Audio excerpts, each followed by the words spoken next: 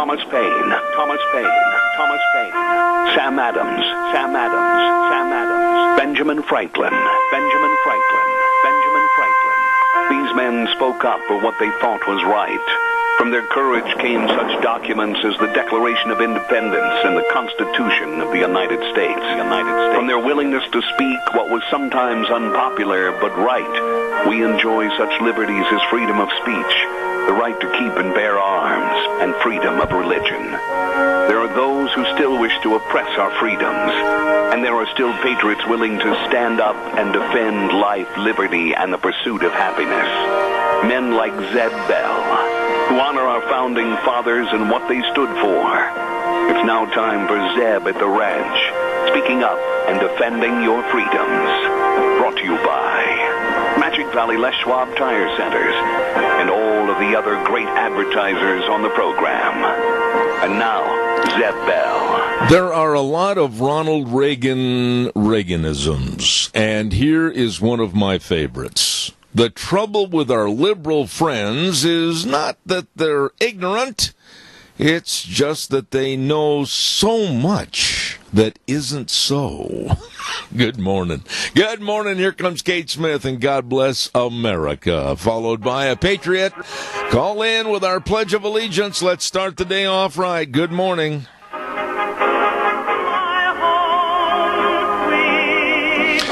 And a good morning to you and your family, and welcome to Zeb at the Ranch. I'm Zeb Bell with your Magic Valley Les Schwab Tire Centers, our major sponsor. Thank you, all 7 locations.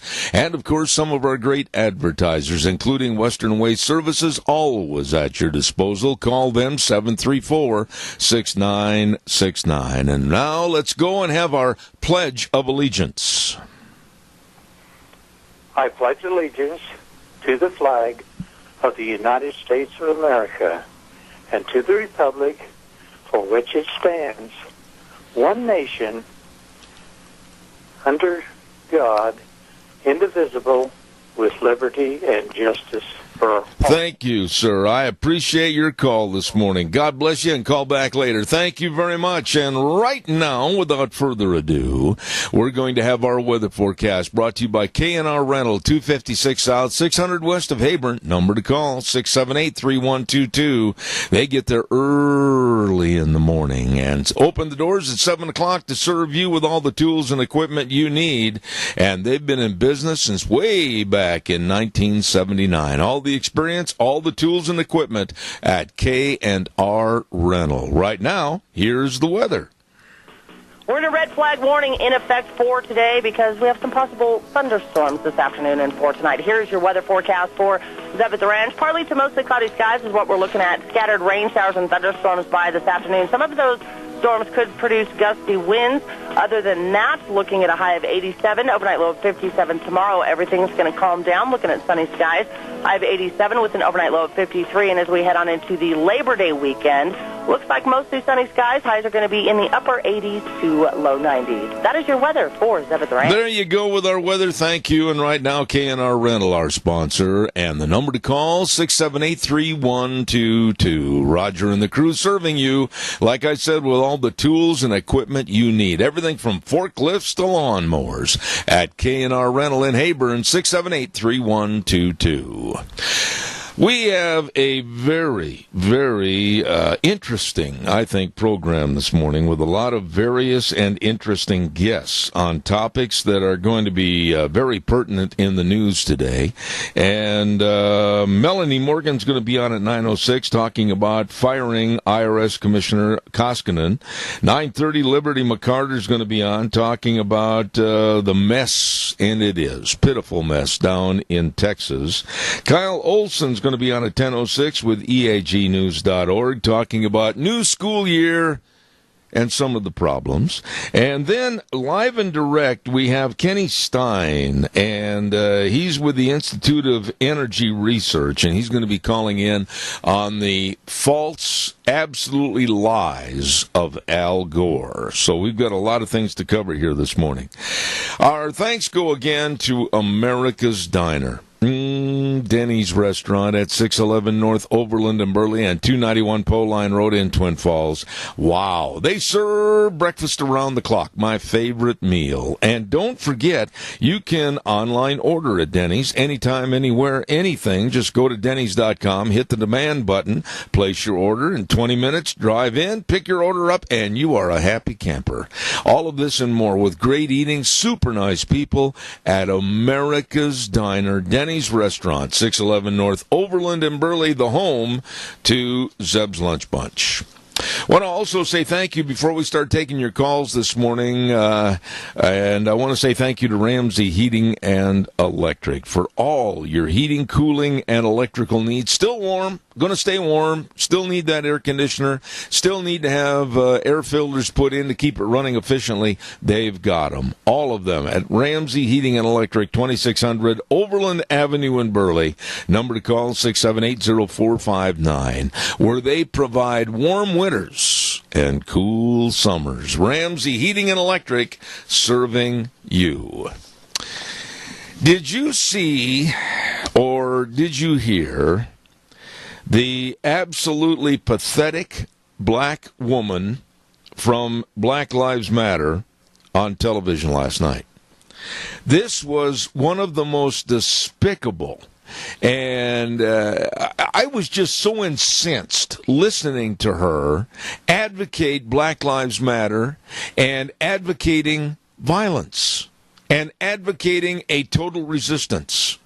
That's right. She said that she directly compared Donald Trump, our president, to Adolf Hitler. She said he was Hitler. She said the Black Lives Matter, which I consider to be nothing more than a worthless gang of thugs, they will resist in any way. Those are the words that she used last night. They will resist in any way. And this woman was an attorney. She said, resist at any and all costs. That's total anarchy in our country. Now, let's just stop right there. And let's say that the Tea Party had said that during the nomination and the election of Barack Obama. Resist at any and all cause. There would have been an outcry for martial law. There would have been an outcry for the military to band together and go after any and all Tea Party members. I firmly believe this. But the anarchists and the crime-laden Black Lives Matter, they can say resist at any and all costs. They have got to be stopped. Black Lives Matter has got to be stopped. Your thoughts. Call me, 436-2244, 1-866-927-4587. With these issues in the news, we just can't rest. We've got to keep aware of them and keep on top of them. I have something else for all the horsemen out there, or those that want to be horsemen. Zollinger Quarter Horse Ranch is going to have their big quarter horse production sale, 29th annual production sale on September 9th.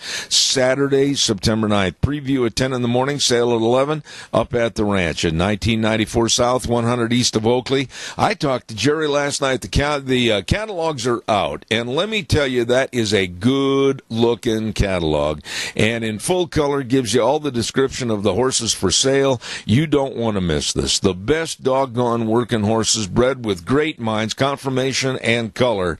Zollinger Quarter Horse Sale, 29th annual production sale, September 9th, up in Oakley at the ranch. Don't you miss it. All right, let's have a call. 436-2244, 1-866-927-4587. And as if there wasn't enough control of our lives, listen to this.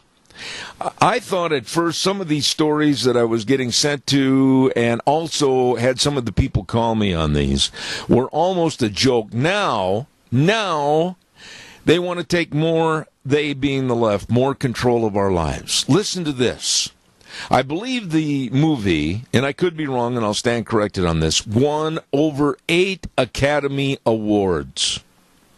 And it is one of the iconic movies of all time. What am I talking about? I'm talking about the movie Gone with the Wind, Clark Gable, etc.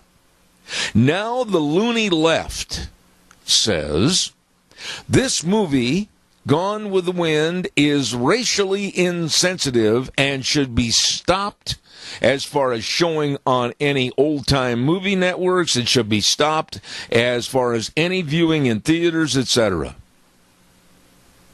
What is next? Let me just ask you this. What about the movie about Moby Dick? Are the environmentalists going to get mad and say we can't show the movie anymore because a whale is killed? Or how about 10 Commandments? Are they going to stop the showing of the 10 Commandments because basically it is a Christian movie and they would consider it, they think, an assault on Christianity and they want to do away with it? Or The Godfather, too much emphasis on Italian and Sicilian families in crime? Oh, we got to stop that. Oh, we got to PC it. Where does it end in this country? We're at a tipping point. We are at a tipping point that I'm really concerned about. Aren't you? I want to hear your opinions on this and give me a call at 436-2244, 1-866-927-4587. And here's another one. Just overnight, political correctness hit San Antonio, Texas. Robert E. Lee High School had that name for decades and decades. The control freaks got a hold of the school board, and the name is coming down. No more. Suddenly, demands to the school board change the name. They ran, they put their tail between their legs, and they cowered, and they said, oh, yeah, we'll change the name. Yeah, we're going to get rid of it. Don't worry about it. Oh, my goodness, we're so sorry. Literally overnight, now the name is going to be changed. What are your thoughts about all? Where really does it end? Give me a call, 436-2244. Show me your concern. I want to hear about it. Give me a call right now. Well, I'm waiting for your call that I know is coming in. Don't forget Burley Physical Therapy and Rehabilitation at 1263 Bennett Avenue, Suite 2 in Burley. Oh, my. Number to call for an appointment, 678-1191. That's right, 678-1191. And they've got the best of physical therapists there. They know all the exercises. They know all the sports medicine.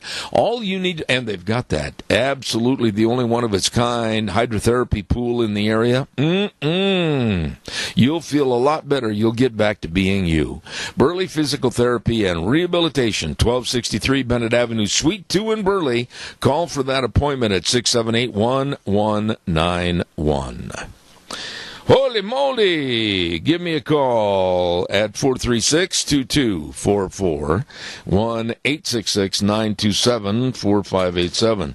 And if you're having trouble getting through, call me on my cell phone at 312-2976.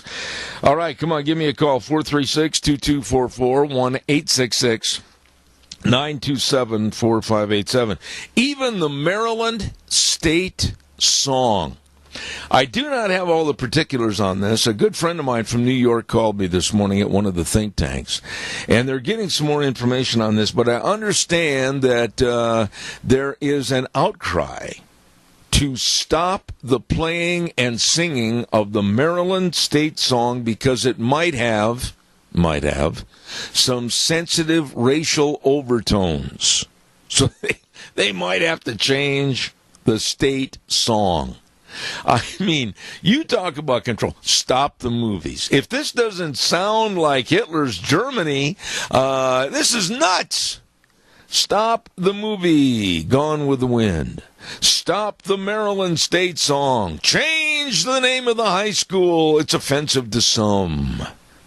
My goodness, what are your thoughts? 436-2244, 1-866-927-4587. You know as well as I do, that the Ten Commandments, possibly even Ben-Hur, and other movies are going to be under attack, and asked in a very not-so-subtle way that they not be shown on the older TV channels or whatever. You know this is coming down the pike.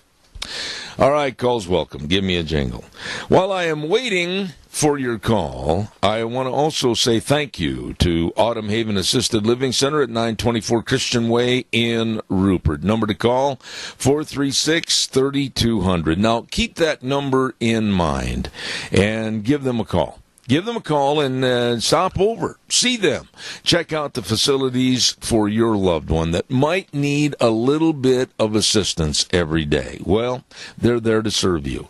And they've got the one-on-one care and the only locally owned and operated assisted living facility in the Mini-Cassia area. So please stop over and see them today. They're small compared to some, but with a bigger heart than most. Autumn Haven Assisted Living Center, 436-3200. Caller, thank you very much. Good morning. You're breaking the ice. Go ahead. What about Bambi? What about Bambi? Yeah, I mean, are we going to not be able to see that again either? Because, after all, there might be a little bit of violence in it or something and all these other things. You know, they're not going to stop at one thing. When you think of the most ludicrous... ...to Black Lives Matter or anything else, but it just shows you how far they can go and they will go. And when are we going to stop? You know, Keith, honestly, I am very concerned this morning, and I hope others in the audience are concerned. I'm very concerned that there might even be an assault on Arlington National Cemetery, and we're getting a little feedback over at the station, please. And with all the crosses, I just really cringe thinking that somebody's going to make a real open approach to try to take down all the crosses.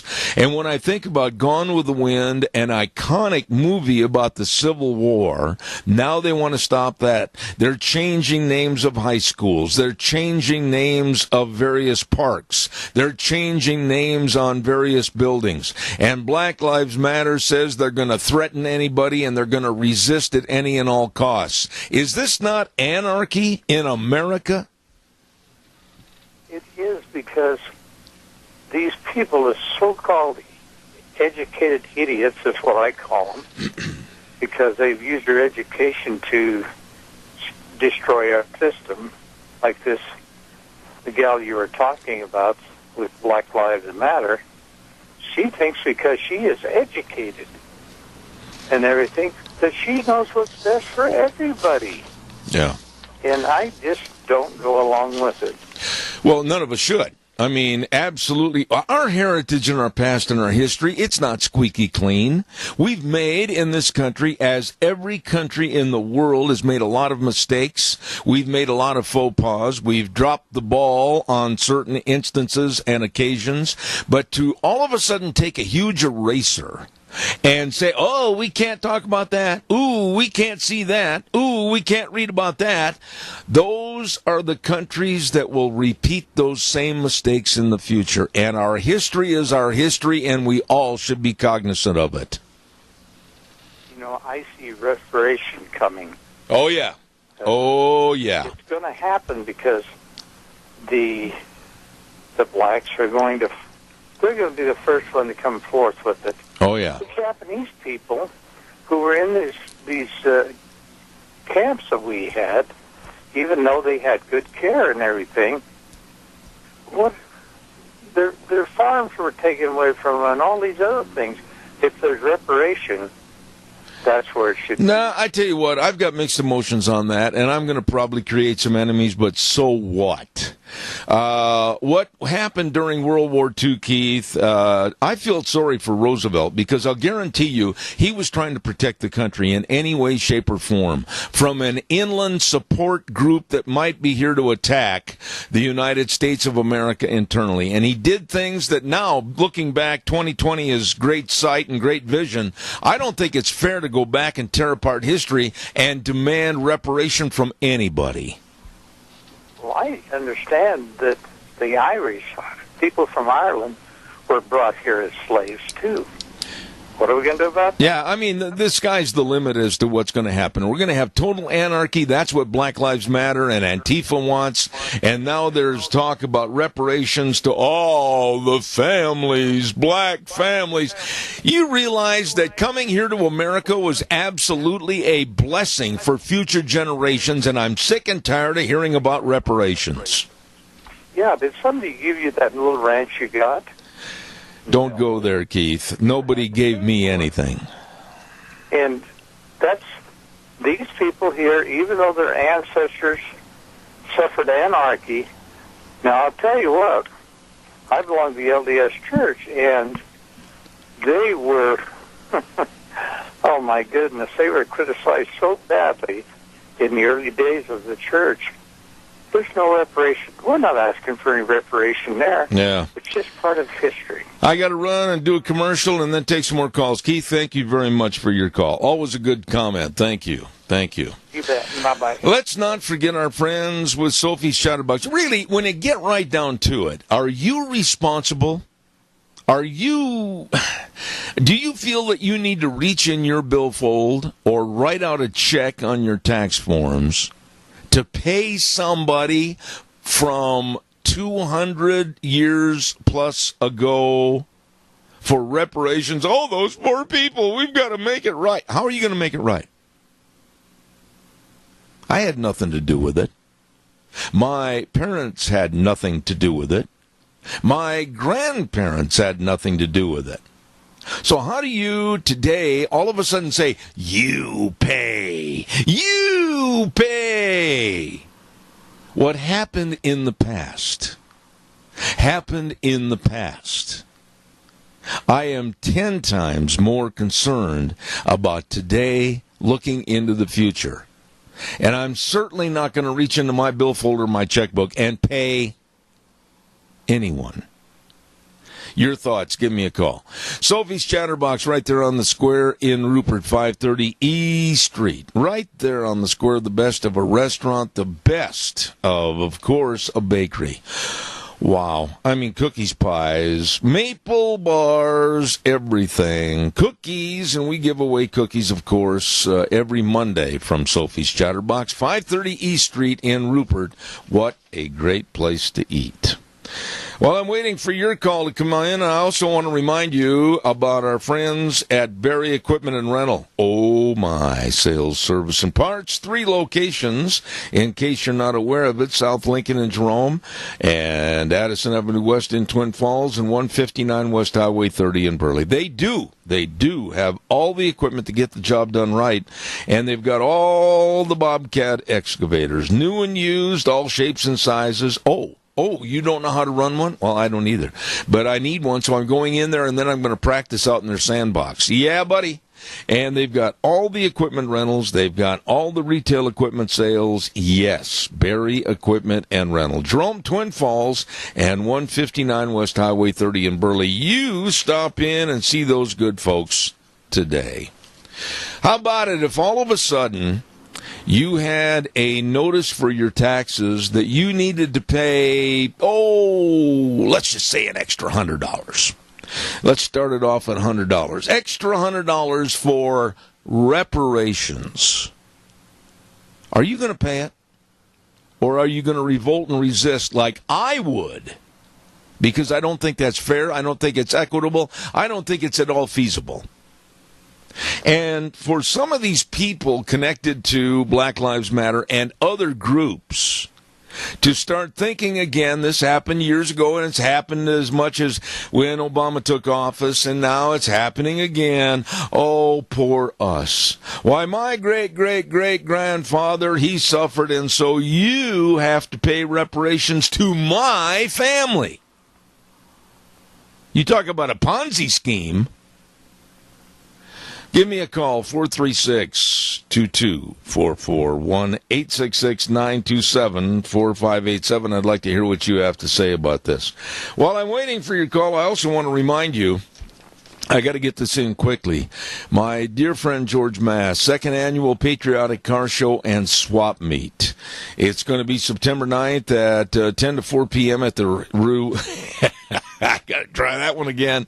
Historic Rupert Square. There we go. We got it in. Sponsored by the City of Rupert, Combat Vets Association, Rupert Veterans Memorial Incorporated. They're going to have classic cars there, race cars, boom, boom, and community flag retirement, along with entertainment and a lot of good food. Saturday, September 9th, 10 to 4, second annual Patriotic Car Show and Swap Meet. Don't you miss it. Come on, get out of bed. Give me a call. I don't know what happened to some of our old standbys and regulars. They must be sleeping in this morning. But we'd certainly like to hear from you regarding this or any story. Yesterday, we did a story with Richard Manning with the Americans for Limited Government, pardon me. And he was telling us about the Tuesday group and about members of both sides of the aisle getting together and basically the Republicans capitulating and trying to give things and work more so with the Democrats than they are with the own Republican Party and what the programs are. And I asked Richard to send me some more information, and he did. And over the next week, we're going to be starting to do various segments about some of the people that are involved in that Tuesday group, and we're going to be highlighting them so you and I and others can chastise them with emails or direct calls to their office or whatever. And then I'm going to have Richard back on the program again towards the week's end next week. So I'll tell you more about that absolutely what I'd call a felonious group called the Tuesday group. All right, give me a call, 436-2244, 1-866-927-4587. I about fell out of my chair when finally, Nancy Pelosi came out and condemned. Oh, man, I'm still shaking. Hold on just a minute. Be still, my beating heart. Actually came out and condemned the violence from Antifa. Wow. Can you believe it? She said, our democracy has no room for inciting violence or endangering the public, no matter the ideology of those who commit such acts. The violent actions of people calling themselves Antifa in Berkeley this past weekend deserve unequivocal condemnation. Woo! And the perpetrators should be arrested and prosecuted. What has happened to Nancy? And then she goes on to say that in California, as across all of our great nation, we have deep reverence for the constitutional right to be peaceful and act with peaceful dissent and free speech. Nonviolence is fundamental to that right. Let us use this sad event to reaffirm that we must never fight with hate and to remember the values of peace, openness, and justice that represent the best of America. My mouth, my jaw is still hanging down. Wow. Wow. Nancy Pelosi. Now, I applaud that. And then on the other hand, you hear some stories like this. A very left-wing professor at Dartmouth University came out and applauded and supports Antifa. He basically said that their violence is okay.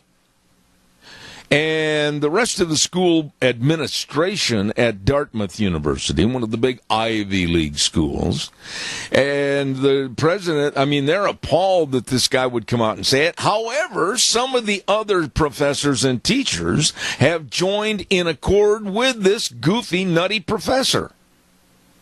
Oh, and by the way, I was going to tell you, the professor at the University of Tampa, remember him? Yesterday we talked about him, Ken Story. Ken Story had made the terrible statement that Texas got what they deserved because they voted for Trump. They fired him yesterday.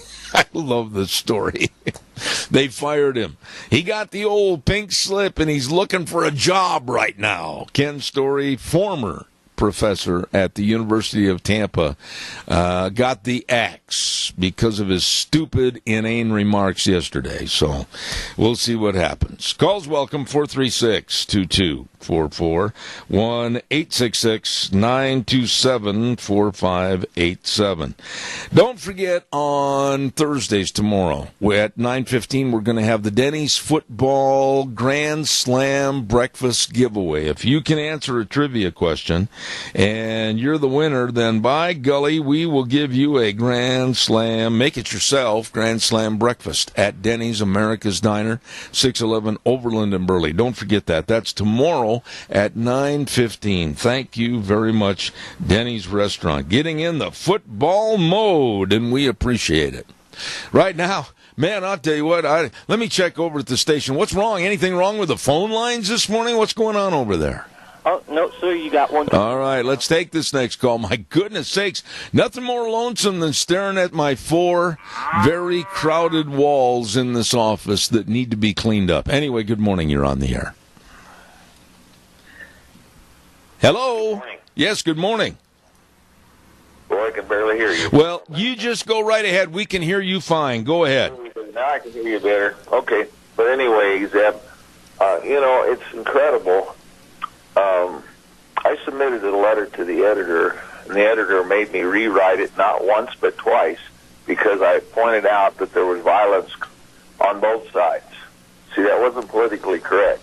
Washington State University president, in his opening address to this, are you there, Ed? I'm listening to you, Adrian. Keep talking. Okay. Anyway, I just thought we had a deadline there for a minute. But anyway, the bottom line is that he came out and condemned Raul Labrador for pointing out the obvious.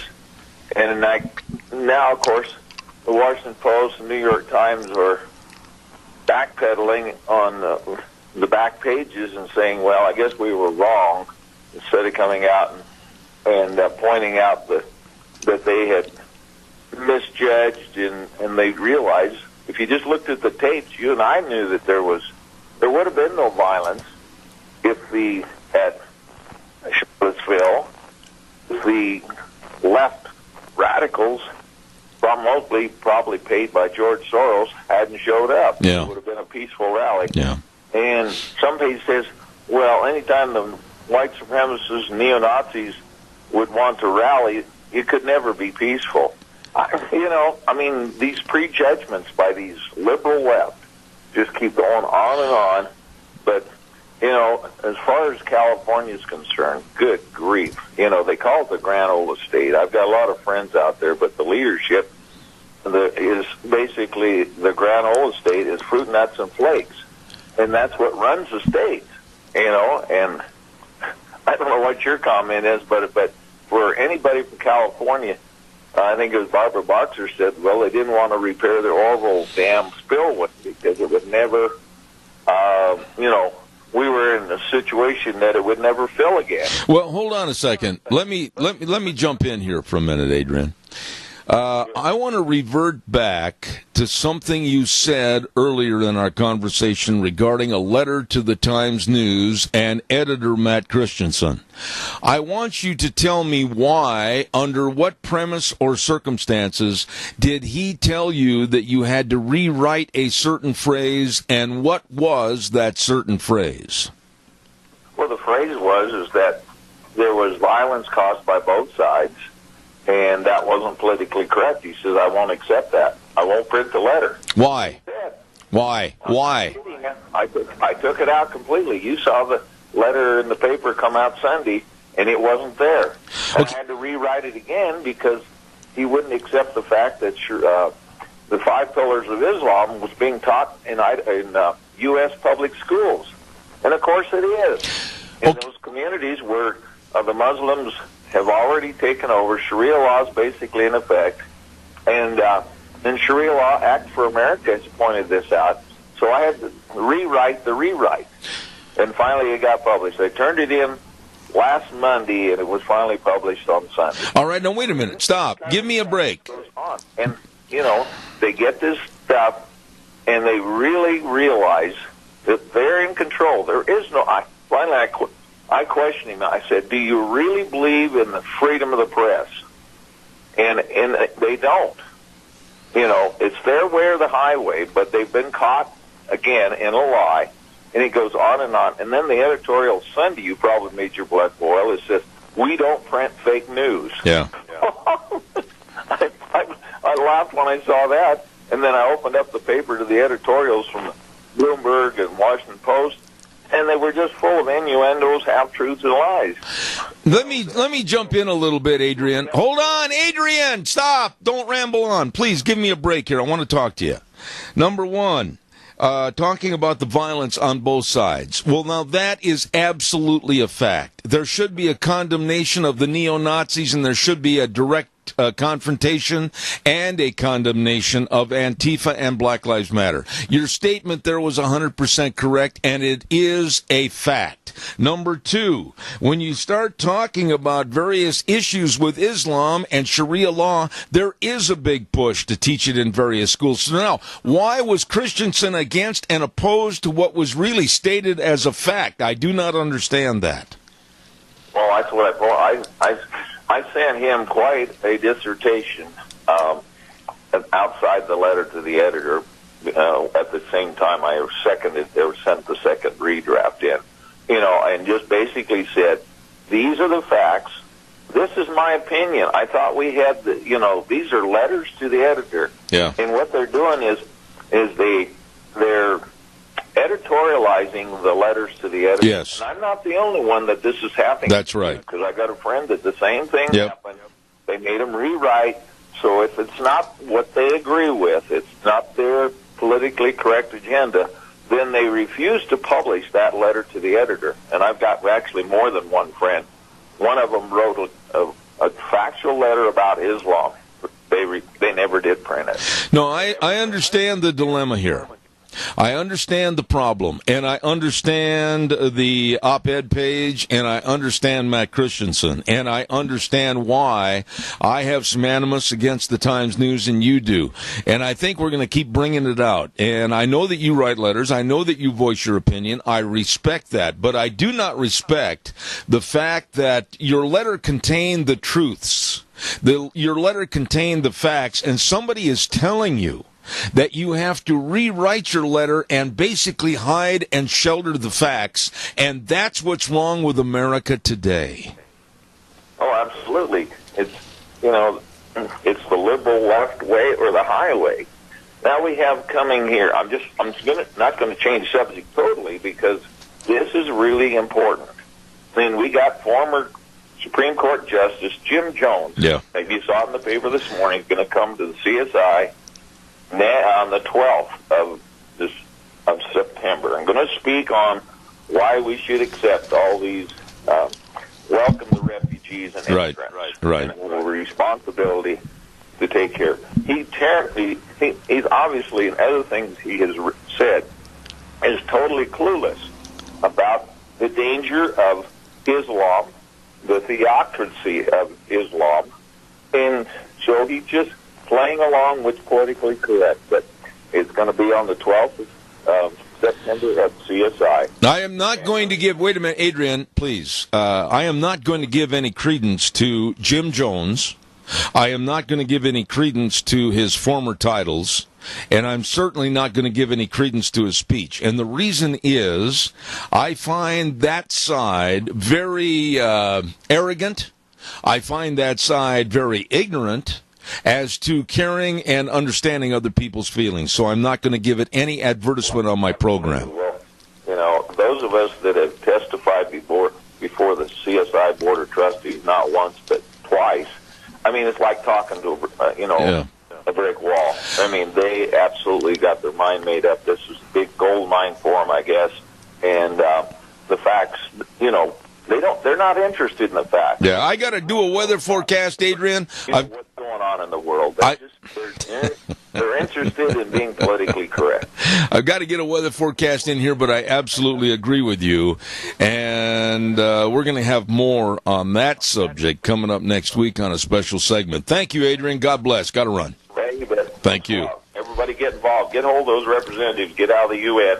Thank you, sir. 193. All right, sir. Simpson and the rest of the crew. Okay, thanks a lot. Thank you very much.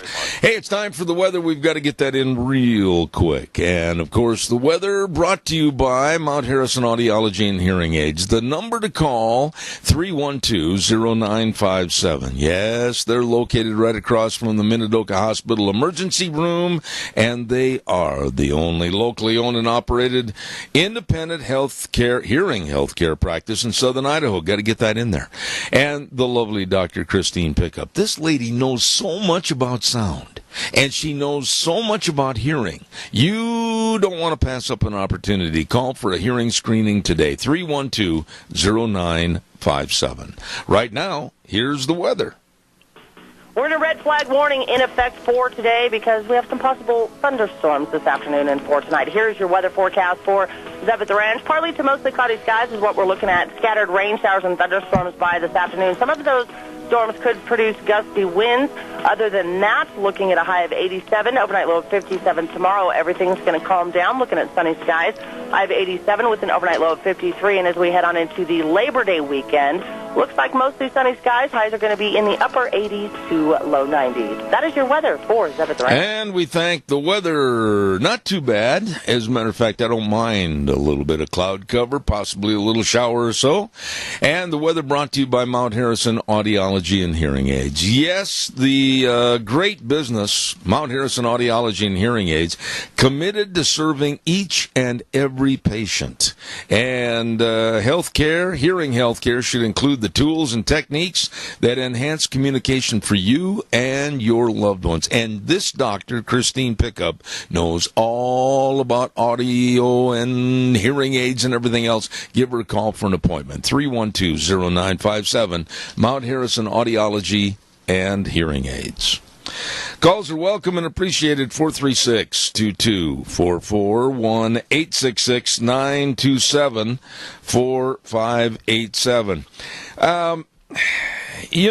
North Korea is at it again, and I don't know what to think. What would you do, or what would you recommend that's being done or not being done to put the thumbs down on North Korea, short of going to war? I don't think it can be a conventional war. I don't think that's even possible or feasible. It, I think, has to be a war or a strike that has to be absolutely like the snap of a finger. What are your thoughts? They went ahead, they being Kim Jong-un and these totally irresponsible killers in North Korea, they went ahead and launched another missile the other day that went right over Japan. Now, you cannot blame the Japanese people, our ally. Absolutely, they were so fearful.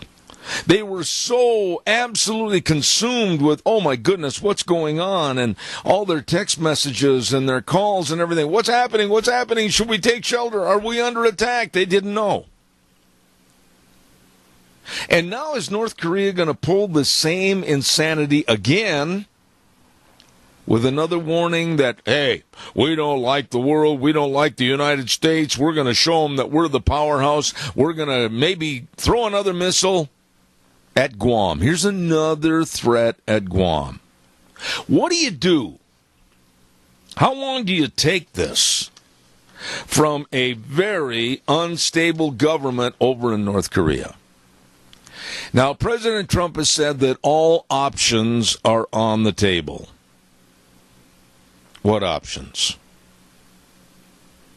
All options on the table must include a total annihilation of this current regime in North Korea. We live in some very scary times right now. Very scary times. And I think all of us at some time during the day, maybe multiple times during the day, need to get down on our knees and say to the good Lord above, please help us.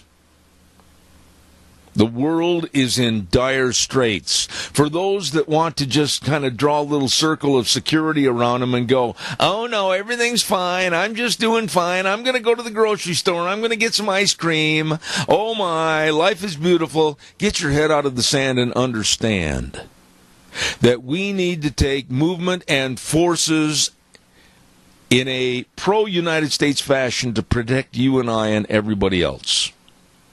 What would you do or not do with North Korea? This is a situation that is unraveling. And you know, some of the rumors about North Korea is that when they develop their missile programs and they get this point A to point B and then connect the dots to point C, they will provide the same information, it was mentioned yesterday, to Iran. Oh, there's a real challenge. Iran. We can't sit back anymore and just not do anything. It's kind of like you and I. We've got to tell our leadership to get off the chair and get something done. The Republican Party hasn't done a doggone thing, really, since they've had control of the House, the Senate, and the Oval Office. And that's why I'm so adamant that we need to really build a fire under these guys and tell them either they get to work or they're going to be out of work. Caller, good morning. You're on the air. Good morning. I agree with you completely. We should do whatever it takes to remove that power from having the authority over that country, I guess. And I'm not sure how they do that. The reason I'm not sure how they do that is in our country, if you try to stand behind someone like that gentleman that lived over in Blaine County and drove down to Nevada to try and stand beside his comrade, he didn't even know him before he went down there, but he's in prison now for several years just for going down there and taking a stand. I expect people to want to step up and do anything when that's what happens to them when they do. Yeah, let me ask you something real quick before you hang up. Isn't there total hypocrisy in our world today, especially in our country today, that you can have a Black Lives Matter attorney stand up and say on national television that they're going to resist at any and all costs, which means violence, and basically they're promoting anarchy, and nobody gets arrested, nobody gets their fingers slapped with a ruler, and then this gentleman goes down to be a part of a kind of a stand against the government with the Bundy family, and he gets arrested. I mean, come on, that's total ambiguity, is it not? Textbook case, I think. You're right. What would you do, though? What would you do? I want to put you on the spot a little bit. What would you do if you were in control over this situation with North Korea? I mean, how would you handle it if you were president for a day? What would you do?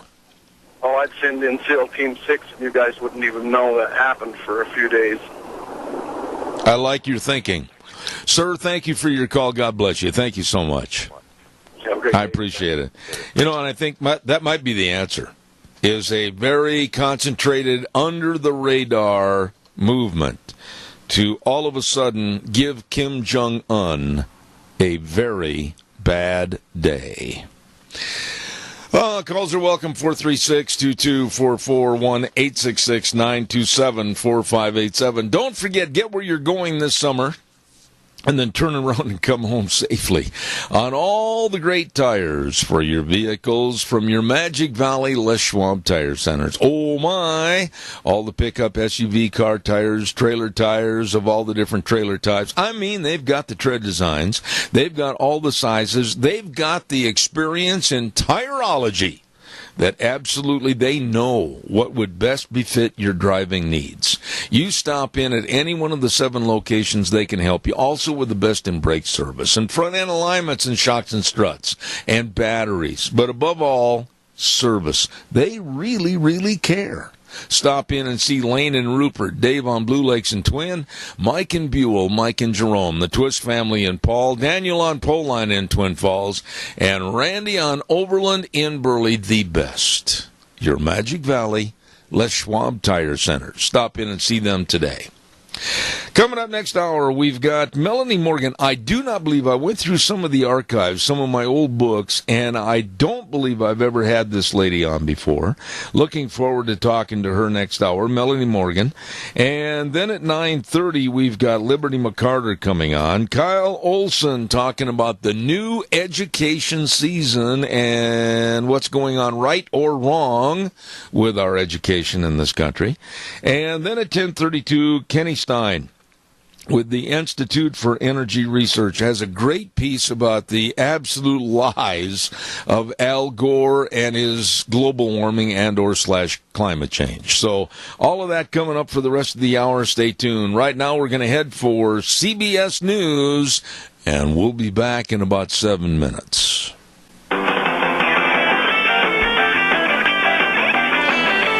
Oh, good morning, and welcome back.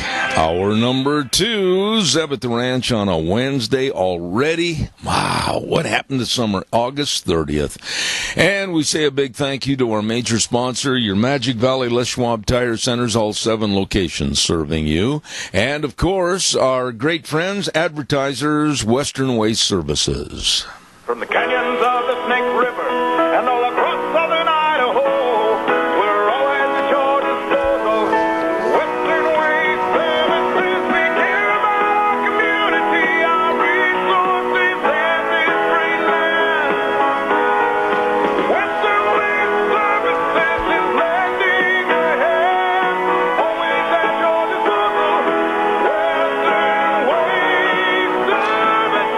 Western Waste Services, we really appreciate them. And I've been on their route service, weekly pickup of my garbage for a long time. And they do a wonderful job. And, well, you can just about set your watch by these guys when they're there. They pick up your garbage. It's gone. It's out of there. I urge you to call them. They are very loyal to the community and people that they serve. Western Waste Services, always at your disposal. Call 734-6969. I know some other folks that are very dependable, very reliable, very helpful, and always treat you with the highest ethical standards with unquestioned integrity. Who am I talking about? Hanson Mortuary, 710 6th Street in Rupert, with manager Joel Heward, his family, and his staff. And as I have said so many times, that when there's the passing of a loved one, you need to remember the number and call. They can, and they will help you. And the hours they have are very flexible. They're there to serve you whenever you need them. So please call 436-5636. That number again, 436-5636. Hanson Mortuary in Rupert, serving you. Also, I want to mention that we had the, before I get my guest on, and I'm anxious to get her on the air, but I got to take care of some more bills here. Second annual Patriotic Car Show and Swap Meet, September 9th from 10 to 4 on the historic Rupert Square, and this is going to be quite a deal. Race cars, classic cars, community flag retirement, entertainment, food, all kinds of goodies. You be there. One last good word, Ark Animal Hospital, 750 21st Street, near Connection Credit Union in Heyburn. Number to call, number to remember for the care of your pets and your livestock, 678-1177.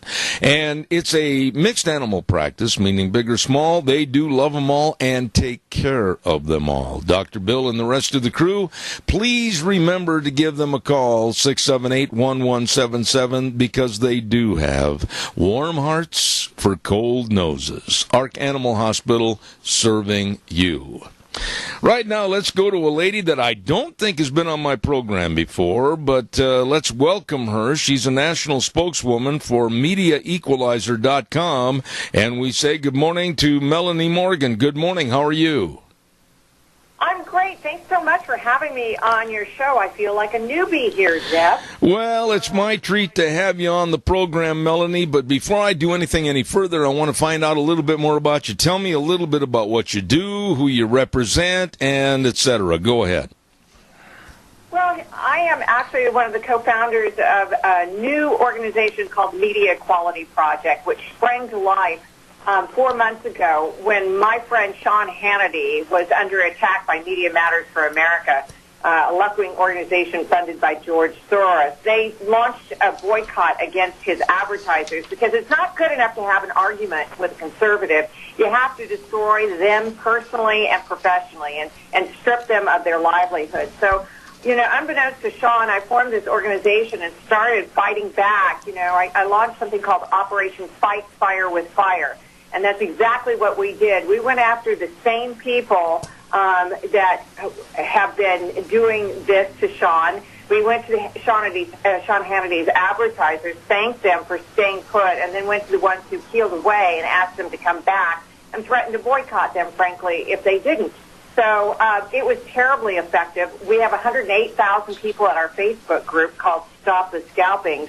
So that's what we've been doing. Is we've been working on targeting CNN because they lie, they smear, and they defame conservatives like Monica Crowley, Bill O'Reilly. They got Eric Bolling. They claim scalp after scalp after scalp. This is how they operate. So now at MediaEqualizer.com, where we're putting up all of this information, we do these investigative series on Media Matters, on CNN, and all these places. I have written a new piece today about something that has really been bothering me, which is the fact that the IRS Commissioner, John Koskinen, who should have been fired day one of President Trump's brand new administration, has been allowed to stay in place for 6-7 months now. It's very disturbing because this is the guy who went after conservatives, who used and manipulated people by sending IRS agents into their offices and trying to destroy conservatives like Phil Valentine, who's a talk show host. They came to my charity and tried to make all kinds of problems for me. They weren't successful because we had such a clean book. But this is the kind of behavior. They target the Tea Party. They go after people. So it's time for us as conservatives to fight back. That's kind of the general theme of what I'm doing right now. And by the way, I am myself a former talk show host. All right. Well, I can tell, Melanie, that you do a great job. Let me insert some things here, and I want to agree with you. It wasn't certainly just Sean Hannity, but the left has come after me in the past. As a matter of fact, in the 2007, the year before Obama was elected as president, they came after me right here locally and statewide with the Democrats, and it went into a national program of slander against me because I was supporting at that time Condoleezza Rice, but they didn't remember that or see that. They come after me because I was very critical of the ideology and the past performance of Barack Obama, and they hung the term racist on me, and they went after my advertisers. And it was only after a short period of time of kind of feeling sorry for myself that I jumped up and said, I'm going to fight back. And after fighting back and really going after these dogs, we won, and I doubt seriously if they'll ever come after me like they did again. You've got to, like you said, fight fire with fire. I have been talking to radio station hosts all across the country for the last few days about this subject, and I have touched on something that really, really is important to highlight. It happened to you, Zeb. It happened to me in 2008. Media Matters for America came after me and our advertisers, and we fought back, too. I mean, we cleaned their clock. They took little snippets of things that we said out of context and then fabricated a whole narrative, pumped it out to the national media. So what we did was we took those same little snippets and what they said we said, and then we played the actual context of what we said. And, of course, it wasn't anywhere near a match. We opened up our studios to the media. We had dragged in every reporter that we could find, and we went on for 5 hours without commercial interruption. So I know a little bit about how to fight fire with fire. You did the right thing, Zeb. A lot of these other hosts across America didn't, first of all, recognize the threat, didn't know it was orchestrated by George Soros and Media Matters for America, and so we're unprepared to fight back. But, I called up my friend Sean and I said, we have got to do this. So I offered to help him out, and we have been targeting the advertisers back again, and it is working. They did actually take down the boycott against Hannity, but unfortunately a month later they resurrected it because I guess they needed to fundraise some more. So we're back at it again, and we're gonna do the exact same thing until they stop. You know, one of my major advertisers on this program that has been with me a long time literally called me up on the phone and said, hang in there, fight back, and we're standing right with you. And that really means a lot to a person in our position. That's right, because let's face it, we rely on these people with whom many of us have relationships, long relationships, but they need to make money. And if they think that the Twitter spam bots and these fake accounts that get opened up is real, or they're making a mistake. They don't understand the audience. These are your people, Zeb, my people across the radio spectrum. They're loyal to their audience, and they know that they will continue to patronize these companies. So we just have to remind them sometimes that they're going to get a lot of heat, but you got to stay in the kitchen because otherwise you don't get fed. You know, I'm sorry that I got diverted away from our topic this morning, but I absolutely thank you for your dissertation about your involvement, etc., with the media and fighting back against the left. But I want to get back to Koskinen. This is one of the most arrogant, one of the most condescending people. I do not know the man. I wouldn't know him if I walked up to him on the street. However, after watching him on television and listening to his remarks, this man is so absolutely introverted for only himself. Why hasn't he been fired? What's going on here? Everybody is asking the same question. I really can't answer it. I don't know.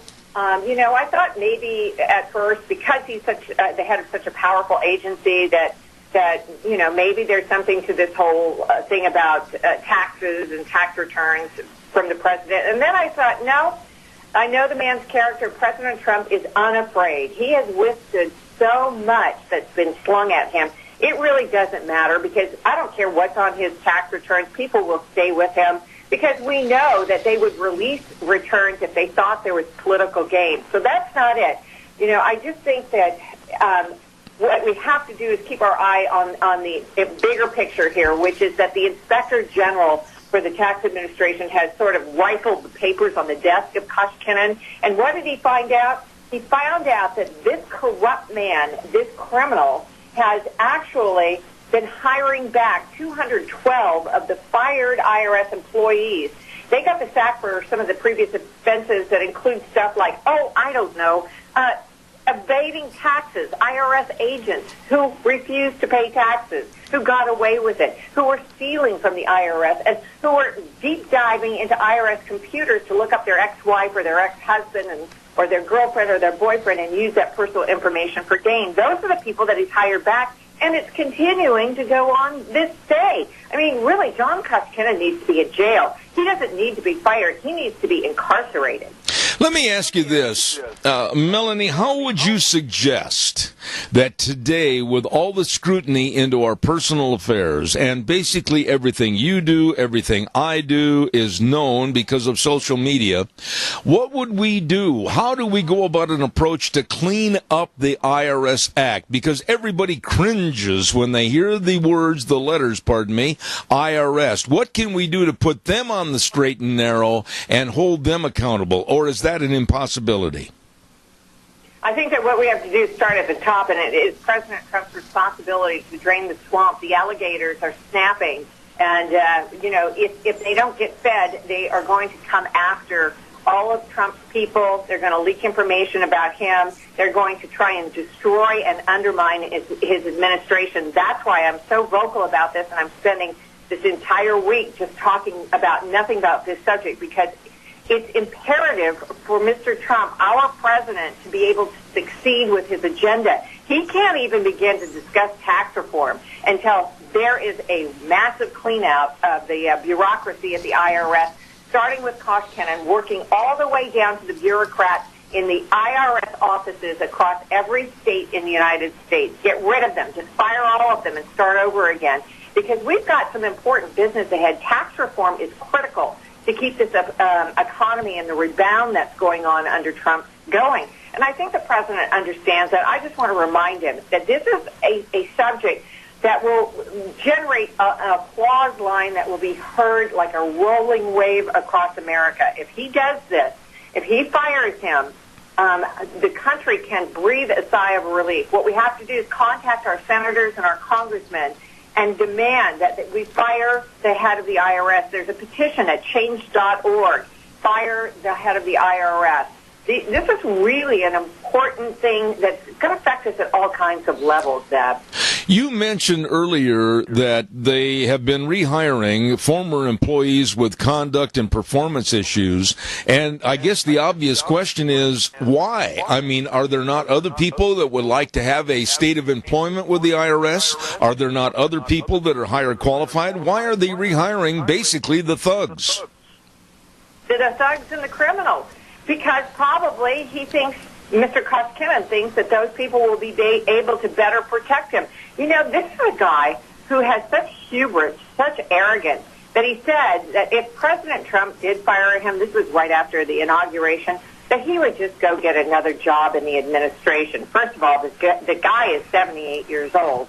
And secondly, the next job he should be having is ironing behind bars of a federal penitentiary. I think that would be an appropriate job for him. You know, this situation with the IRS, Melanie, and I don't mean to beat a dead dog here, but the point is that people have been so fearful of the IRS for so many years, with the culmination, I would say, the last decade of, oh my goodness, I better not do anything because of social media, because they're going to investigate me, they're going to ruin my life, etc. How do you restore a positive response with the American people when they have gone to the bottom of the cesspool with Koskinen? Well, you know, it's something that I think about a lot because, you know, I've had an IRS field agent sitting in the office of my charity for over a year. This guy went through our books. And what was my heinous crime? I mean, why did I have such an extensive ongoing audit? Oh, let's see. I sent care packages to our troops in Iraq and Afghanistan. Sounds like a real offense, right? Oh, my. I mean, I have real concerns that I'm going to end up with my personal taxes being audited. At the end of the day, you know what? They didn't find anything. The IRS was forced to admit it was one of the best-run small charities they'd ever seen. So we all have to speak out. If we don't speak out, whether it's through change.org and a petition or through contacting your congresswoman or congressman and members of the United States Senate, we're all going to be in the same boat. Who gets to make the choice whether we are a patriot or we are going to be persecuted? We do. We get to make the choice because this is our government. And if we don't use our voices together collectively, then we're going to lose it. And we're on the verge of it, too, because this deep state stuff is very dangerous.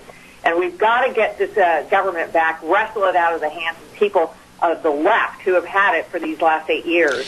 Let me ask you this final thought, Melanie, if I may. Are we being not fair and balanced in criticizing the entirety of the IRS? And by the way, over at the station, watch the feedback on this call, please. Are we not being fair to the IRS? Not all the IRS workers, I'm sure, are corrupt and illegal in their actions. Do we need to be fair and balanced on this? Well, I mean, until the IRS can prove to me that they are not continuing to target conservatives and who start releasing data and information and emails that they first lied and stonewalled about, then committed perjury to Congress, until they can prove to me that they can start telling the truth about the past, I can't have any confidence in them into the future. Well, I guarantee you that you're going to be invited back on my program. I absolutely enjoyed the visit with you this morning, and Melanie Morgan is the lady's name, national spokeswoman for MediaEqualizer.com. Anytime you want to come on and discuss politics or the world situation, you are more than welcome to come on my program. Thank you so much. I love it. Thank you so much for having me on. Remember, if you want to get involved and do something, join our activist group at Facebook. It's called Stop the Scalping. You will find great company, 108,000 other committed conservatives, and you can read our new stuff, which we've got posted this morning at MediaEqualizer.com. Thank you so much. God's blessings. I will be in touch. Thank you, Melanie. Love it. Thank you so much. All right, take care. Thank you. Melanie Morgan, a very refreshing lady talking about the IRS and something that we've said on this program a long time ago, the very potential and should be dumping of employment of Koskinen as the head of the IRS. The guy should have been thrown out on the street a long time ago with many of his supporters. They should have left the IRS. And I do not understand why the Trump administration has not yet fired John Koskinen. He is not a man worthy of that position. Let's take a look and pay some of our bills. And in just a few minutes, we're going to have the lovely Liberty McCarter on our program this morning. I want to remind everybody about Let's Ride. 270 Highway 24 between Rupert and the entire world. Oh, my goodness. They're open Monday through Friday, 9 to 6, Saturdays 9 to 4. They've got all the four-wheelers. They've got all the side-by-sides. They've got everything for your fun and enjoyment of the great outdoors of Idaho. Man, oh man, we are so thankful. We were looking the other night, and Deanna and I were really surprised that we have had our four-wheelers 9 years. I didn't know it'd been that long. And Nick, thank you. He's the one that we sat down, talked, and brought him over to the house, and we have had fun ever since. Lots of fun where the fun is sold. Don't forget, they've also got a great accessory department and a service department to keep you running. You're going to love the people over there at Let's Ride. 270 Highway 24 between Rupert and the world. Yep, this is where the fun is sold. You be sure and stop over today. By the way, also over in that area, and I want to give a big shout out to Cameron and Siemens Insurance. They've been with us a long, long time on this program. And Todd and the crew, I thank you so much. Life insurance, health insurance, retirement planning, employee benefits, all of this and more for the protection of you, your family, and your business. And I urge you to give them a call and make an appointment today. 436-4424. Very dedicated and responsive to your needs. They are the insurance professionals, and they can and will help you. Cameron and Siemens Insurance, Highway 24 in Rupert, 436-4424. Give them a call today. Earlier this morning, and I want to mention it again because I want everybody to be there, I absolutely have a very, very dear friend in George, Mass., and the second annual Patriotic Car Show and Swap Meet is going to be held on September 9th at 10 o'clock in the morning till 4 p.m. at the historic Rupert Square. Sponsored by the City of Rupert, Combat Vets Association, and Rupert Veterans Memorial Incorporated. Now, what are they going to do that day? Well, they're going to have a Patriotic Car Show and Swap Meet. They're going to have a lot of classic cars there, race cars, and, of course, with George and his involvement, that means a community flag retirement, very patriotic. And they're going to have entertainment and food, lots of good food. All of this and more at the second annual Patriotic Car Show and Swap Meet, September 9th from 10 to 4 p.m., right there on the historic Rupert Square. You do not want to miss it. And anything that George is involved in, it's going to be first class. Standing for the red, white, and the blue. There's somebody else I want to say thank you to before we go to our next guest, and that, of course, are the friends that we have over at Autumn Haven Assisted Living Center. Now, as I said earlier this morning, I had a call during the news, and they were talking about this. They wanted more information. They wanted the address. Autumn Haven Assisted Living Center, 924 Christian Way in Rupert. Number to call, 436-3200. Now, they are the only locally owned and operated assisted living facility in the Mini-Cassia area, and they're able to provide more one-on-one care. They've got a 16-bed facility, and they really care about the people that stay there, and they want you as a family member to make every effort to stop in, take a look, visit the facility anytime, and ask questions, because they're there to serve you. They're small compared to some, but with a bigger heart than most. Serving you and your family, Autumn Haven Assisted Living Center, 924 Christian Way in Rupert. Number to call, 436-3200. Well, right now, we are going to go to the phone line, and by the way, telephone calls are welcome during our segments if you have questions. There is a lady that has been on our program actually quite a few times, and I really enjoy her. She's very straightforward and absolutely tells it like it is, and we're going to welcome to the microphone right now a lovely lady, Liberty McCarter. How are you, Liberty? Good morning. Good morning, Deb. I'm doing great, and it's great to be talking to you. You know, it's always a treat to have you on the air because you're so straightforward and so honest, and I really appreciate that. While I have an opportunity here as we start our talk, give us a little background about Liberty McCarter, who you represent, and what you've done. I work for The Stream, which is an online magazine based in Texas, so I write for them, and in the past, I did some writing for a nonprofit religious freedom law firm and worked at WMAL radio station in Washington, D.C. So I'm a Texas girl through and through, love journalism, and just really happy to have the opportunity to talk to you and bring the truth to people. And like you said, tell it like it is. You know, Liberty, I got to be honest with you, being that I've been in the rodeo business all my life, I've done a lot of rodeos down in Texas as an announcer, and I've been all over your great state, and there's some kind of a, I don't know, kind of an aura, there's some kind of a persona that just when you get inside the state of Texas, you can feel it. Am I wrong? Oh, not at all. I always joked, but it's not really a joke whenever we would be on road trips and I would cross the border finally from Oklahoma into Texas. I always said I could breathe a little bit better. So any native Texans out there will understand. But there is something about Texas, and no Texan will deny it. It's a great place to be. Let me ask you this. I can't even imagine, because I'm way far removed from the situation. And again, we're having feedback on this call. I want that watched over there at the station, please. How bad the situation in Houston and the surrounding area is with Hurricane Harvey. Could you give us somewhat of an update, please? Well, I mean, ever since last Friday, the storm has just dumped literally trillions of gallons of water on Houston and the surrounding area in southeast Texas. And they said that if all that rain was dumped into the Great Lakes, 5 of them would be raised nearly a foot. That's how much water there is. And so people's homes are flooded up to the rooftops.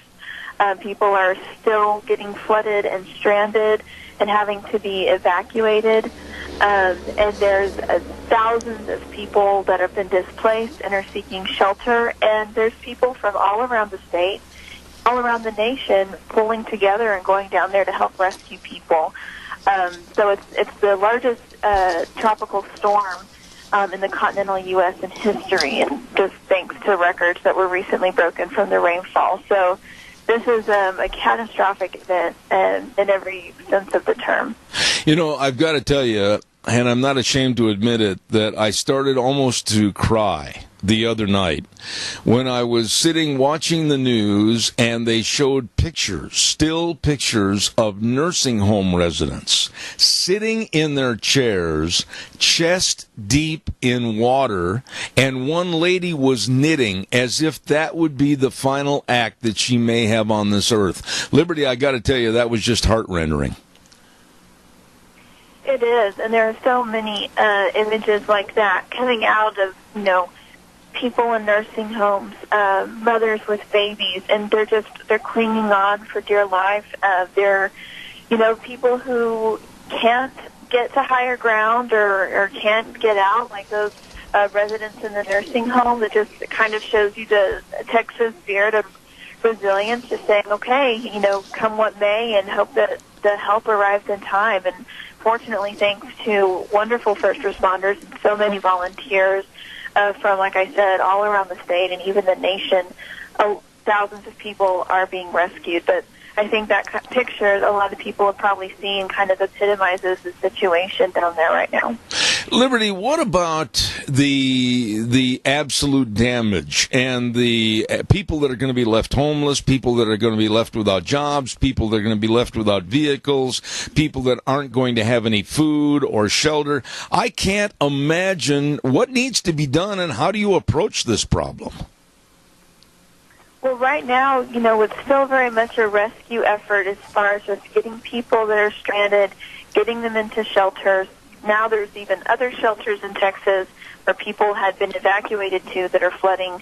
But I think if I would just ask people outside of Texas to remember one thing, is that this is going to be a long road even after the waters recede. So it's really easy for people to get caught up in donating and praying and everything when a tragedy hits right off the bat, and you see the emotional pictures in the news and everything. But this is something that Texans, specifically in the Houston area, will be handling for a long time. So they're going to be needing blood. They're still going to be needing donations and supplies and volunteers to help rebuild for years to come. So I would say the best thing right now people can do is donate to organizations that are on the ground, that are helping people evacuate and are doing that rescue work. And then as time goes on, just continue to support people who will help Houston rebuild.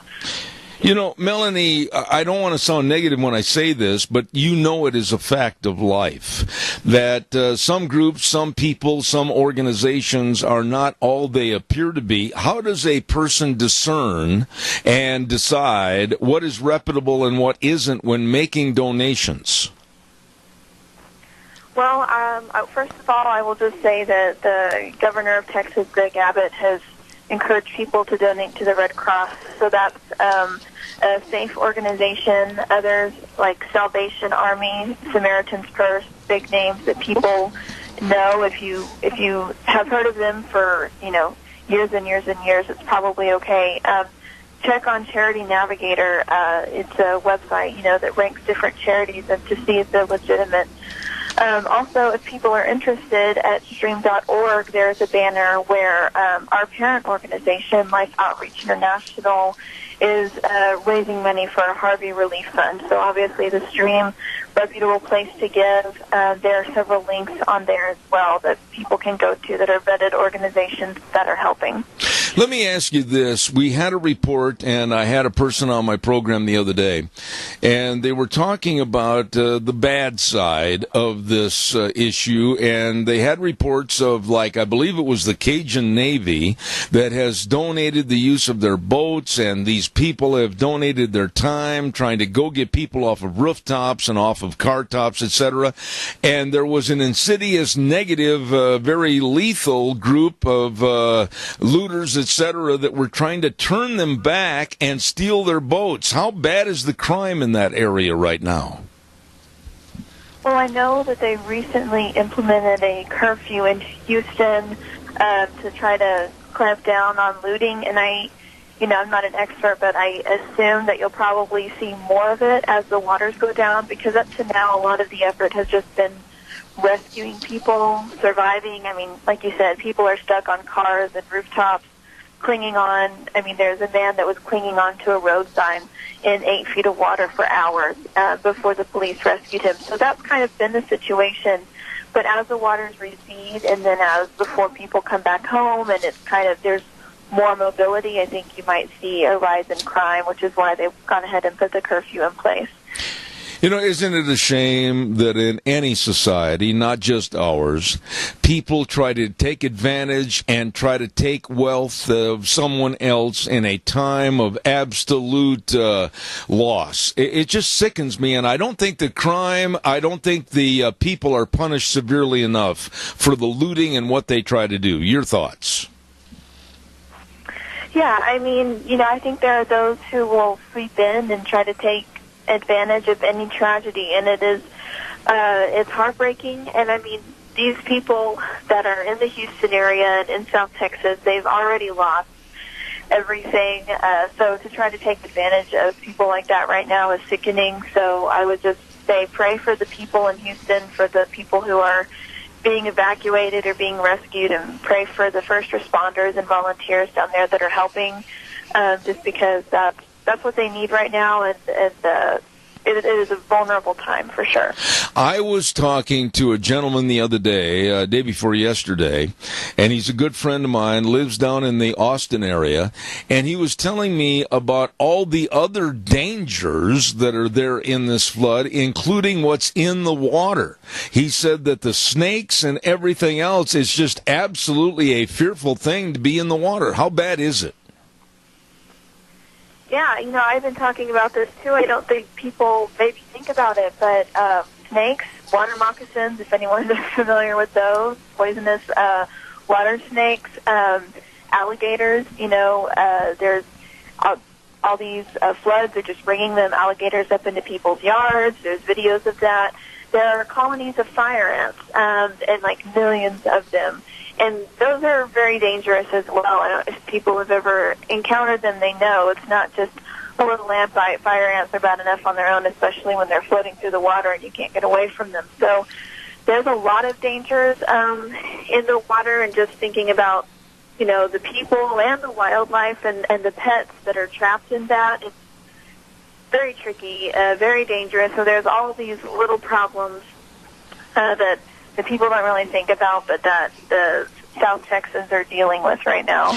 Melanie, after the water recedes, and you have and I'm going to use it the way the words come to my mouth, a stench on the landscape, and you're going to have a lot of dead and decaying animals. You're going to have a lot of trash. You're going to have an extreme amount of sewage. You're going to have a complete mess. How in the world are they going to approach of literally rebuilding this area?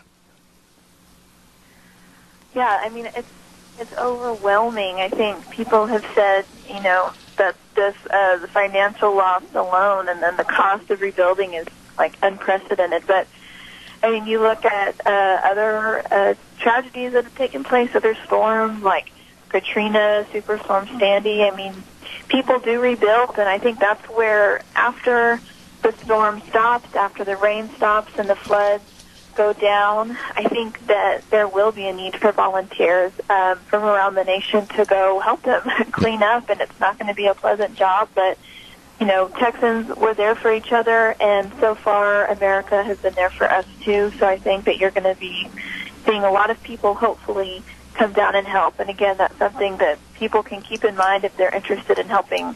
Even if you can't do anything right now, there is going to be a lot of work in the future. How do they coordinate? And I guess this question shows my naivete on the subject, but how do they coordinate the people that are rescued, where they're going to go, how they're going to be housed? I mean, what do they do with these people? Just take them all over, or how is this handled? Well, I think the first thing that they do is just make sure that they don't need any medical attention. And as far as I know, there's one shelter, a convention center in Houston. It's supposed to house 5,000, but it's held 10,000. And so they're starting to open up a couple other shelters in Houston, including the Lakewood Church of Pastor Joel Osteen, which caused a huge controversy, as I'm sure you saw yesterday. But he has opened his church and is allowing evacuees to stay. So I think that people communicate with the city to say what shelter is open, and now that the waters are starting to recede a little bit, they're able to take bus loads to shelters in North Texas. I just saw online that, Dallas has been preparing a lot of our big convention centers to hold evacuees, but people have been stranded in Houston because of the flooding. So now that the waters are going down a little bit, the first bus loads are going to start coming up to Dallas, so people can kind of relieve the Houston facilities a little bit. What was the big flap? I'd like you to kind of give us a little dissertation on this. What was the big flap about Joel Osteen and his church, Lakewood Church? What happened here? Well, it all started with a Facebook post on Sunday. The church posted and said that their church was inaccessible due to flooding, and so it listed a bunch of shelters in all the cities in the Houston metro area that people could go to if they needed. But social media, as you know, likes to just jump on the bandwagon and make snap judgments about things that there aren't really facts to back up. And so a bunch of people on Twitter started saying, posting pictures of the front of Lakewood Church saying, oh, it's not flooded, just Joel Osteen rich and wealthy and doesn't want to help people, etc. And then a few days later, he pushed back, and the church pushed back and shared pictures inside the church saying, we were flooded. This building has a history of flooding. The first floor wasn't available to people, but now that we've got the water out, we're letting people in. They're partnering with Samaritan's Purse. They're also working as a distribution center to get supplies out to people. So I think, the controversy is over. They're helping people now. And I think it was honestly blown way out of proportion by people on social media going off of a few pictures of one door in the church. One of the things that just came to mind while you were talking, and I was thinking about all these people that all of a sudden, literally, they had to leave their homes with nothing more than the clothes on their back and the shoes on their feet that they had. But what about the elderly, perhaps, that left their homes and they didn't take their medications, etc.? How in the world do they go about keeping them on medications where perhaps the pharmacist in another town or whatever, it's going to be a zoo trying to make sure they get everything they need, is it not? Definitely. And, that's something that I think a lot of the charity organizations down there, like the Red Cross and other volunteers, that's going to be a first priority. I know that as people have been rescued, from what I've seen in the report, those that need medical attention are given first priority, so they're probably going to get first priority when it comes to evacuating out of Houston. I know that the Red Cross, in addition, if you go to redcross.org, right there on their homepage, you can donate, but they're also asking for blood. So there's a huge need right now for blood in Houston, and obviously there are other centers around the United States are being depleted. So anybody who wants to go to redcross.org and see if there's a blood drive near you, that's one way to help because, like you said, there are all kinds of medical needs. One other point I want you to elaborate on a little bit, and I was thinking about this also earlier this morning, is education. Now, absolutely from Sugar Land, Texas, to regardless of where it is, Waco, anywhere down there, the schools are upended and graduation ceremonies, etc., and wow, how are they going to get through all this? Oh, man, I don't know. I know that obviously school has been canceled, church has been canceled. People are just really trying to survive right now. So I think it is going to come down to city officials and also parents, in the aftermath of this, that will try to provide some sense of normalcy for their children. And I know this isn't exactly pertaining to schools, but the state of Texas really is stepping in to help. Anybody who's lost identification or legal paperwork in the flood, they can go and renew their license and their IDs for free with the Department of Texas Safety. So, I know that's one way that the state is stepping in to help, so I am sure there's going to be even more outreaches from state government and from local neighboring governments when it comes to finding schools for the children and helping them continue with their education. But all I can say is the people in Houston and Southeast Texas are vulnerable, and they're really depending on the help of other fellow Texans. And so far, Texans have provided it. Well, we are in the process up here at this radio program of putting together some facts and figures and also some possible assistance. And we're going to come out with our ideas and concepts next Monday morning on our program. And I'm going to rely on you, Liberty, to come back on the program and kind of give us an update on this. But what would your advice be to my audience today about the easiest way that America can help Texans in their time of need? Well, first of all, thank you for doing that, and thank you to everybody who is looking for ways to help. Right now, the people that are on the ground rescuing those in the Houston area, they need support, and right now the easiest thing is financial support. That's what they're all saying, because they can just take the money, get the supplies they need, medicine, food, clothing, batteries, tools. Those are the kinds of things they need, and it's easier for them to just get a financial donation than to sort through items. So immediately, I would say go to one of the organizations that you trust and give money to the people who are working on the ground. And then obviously prayer is huge, and giving blood if people are able to do that. Liberty McCarter with the stream. Liberty, you are exceptionally good at what you do, and thank you so much for sharing with us about everything that's going on down in the South Texas area. Thank you so much. God's blessings to you, and come back soon.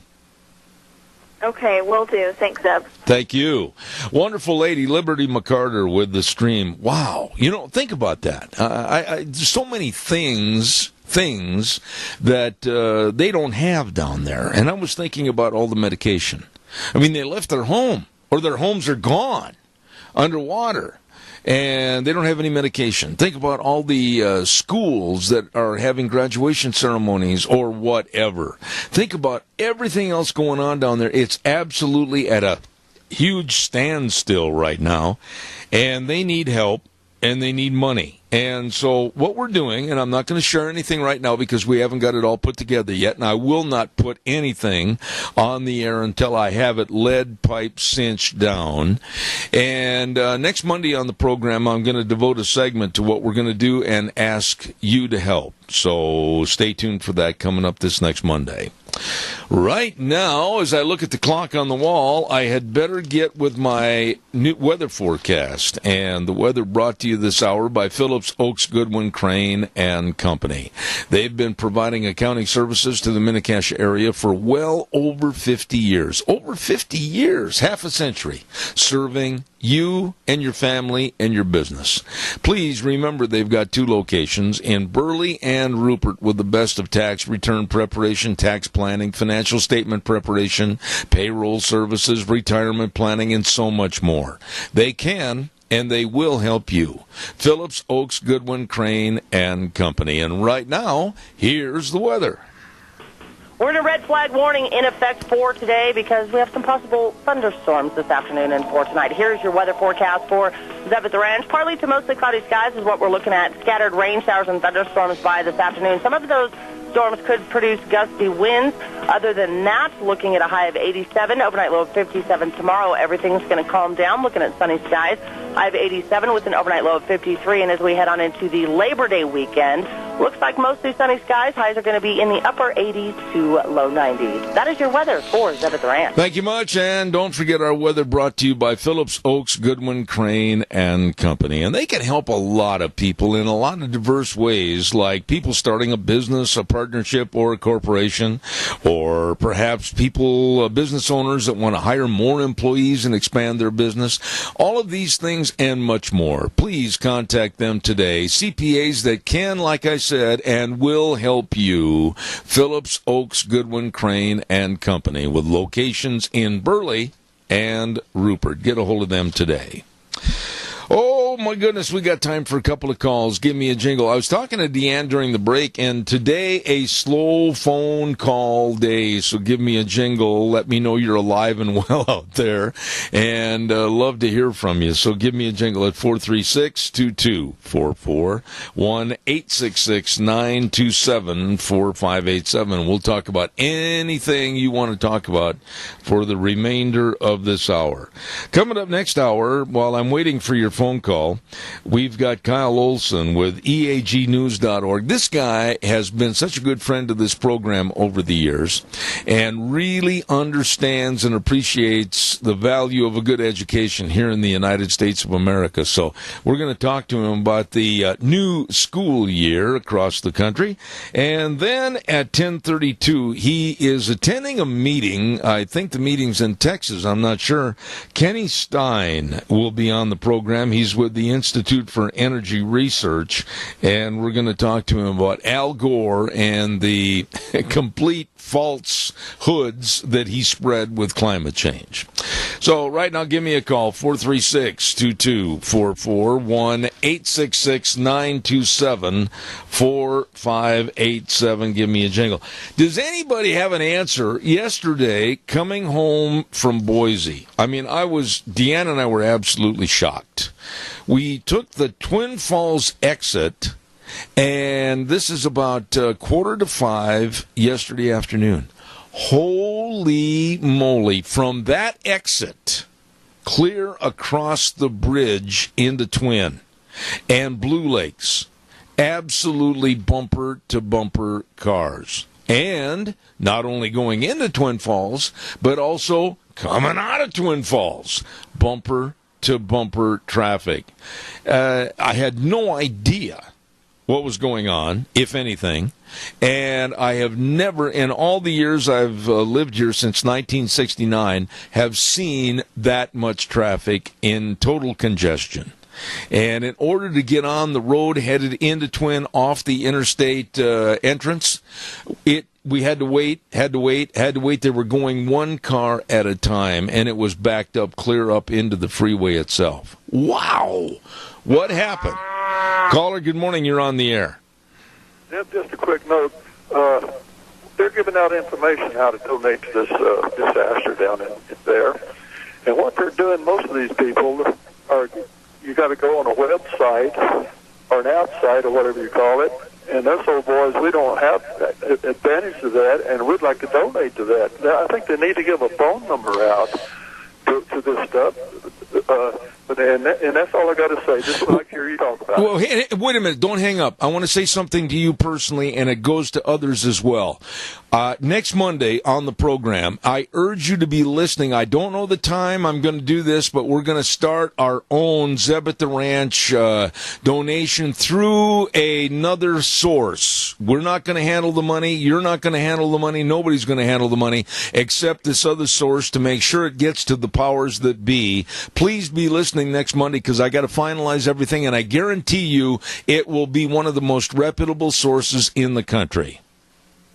Well, that's good. A lot of these people get left out, would like to donate, and if you don't have a website, you just can't do it.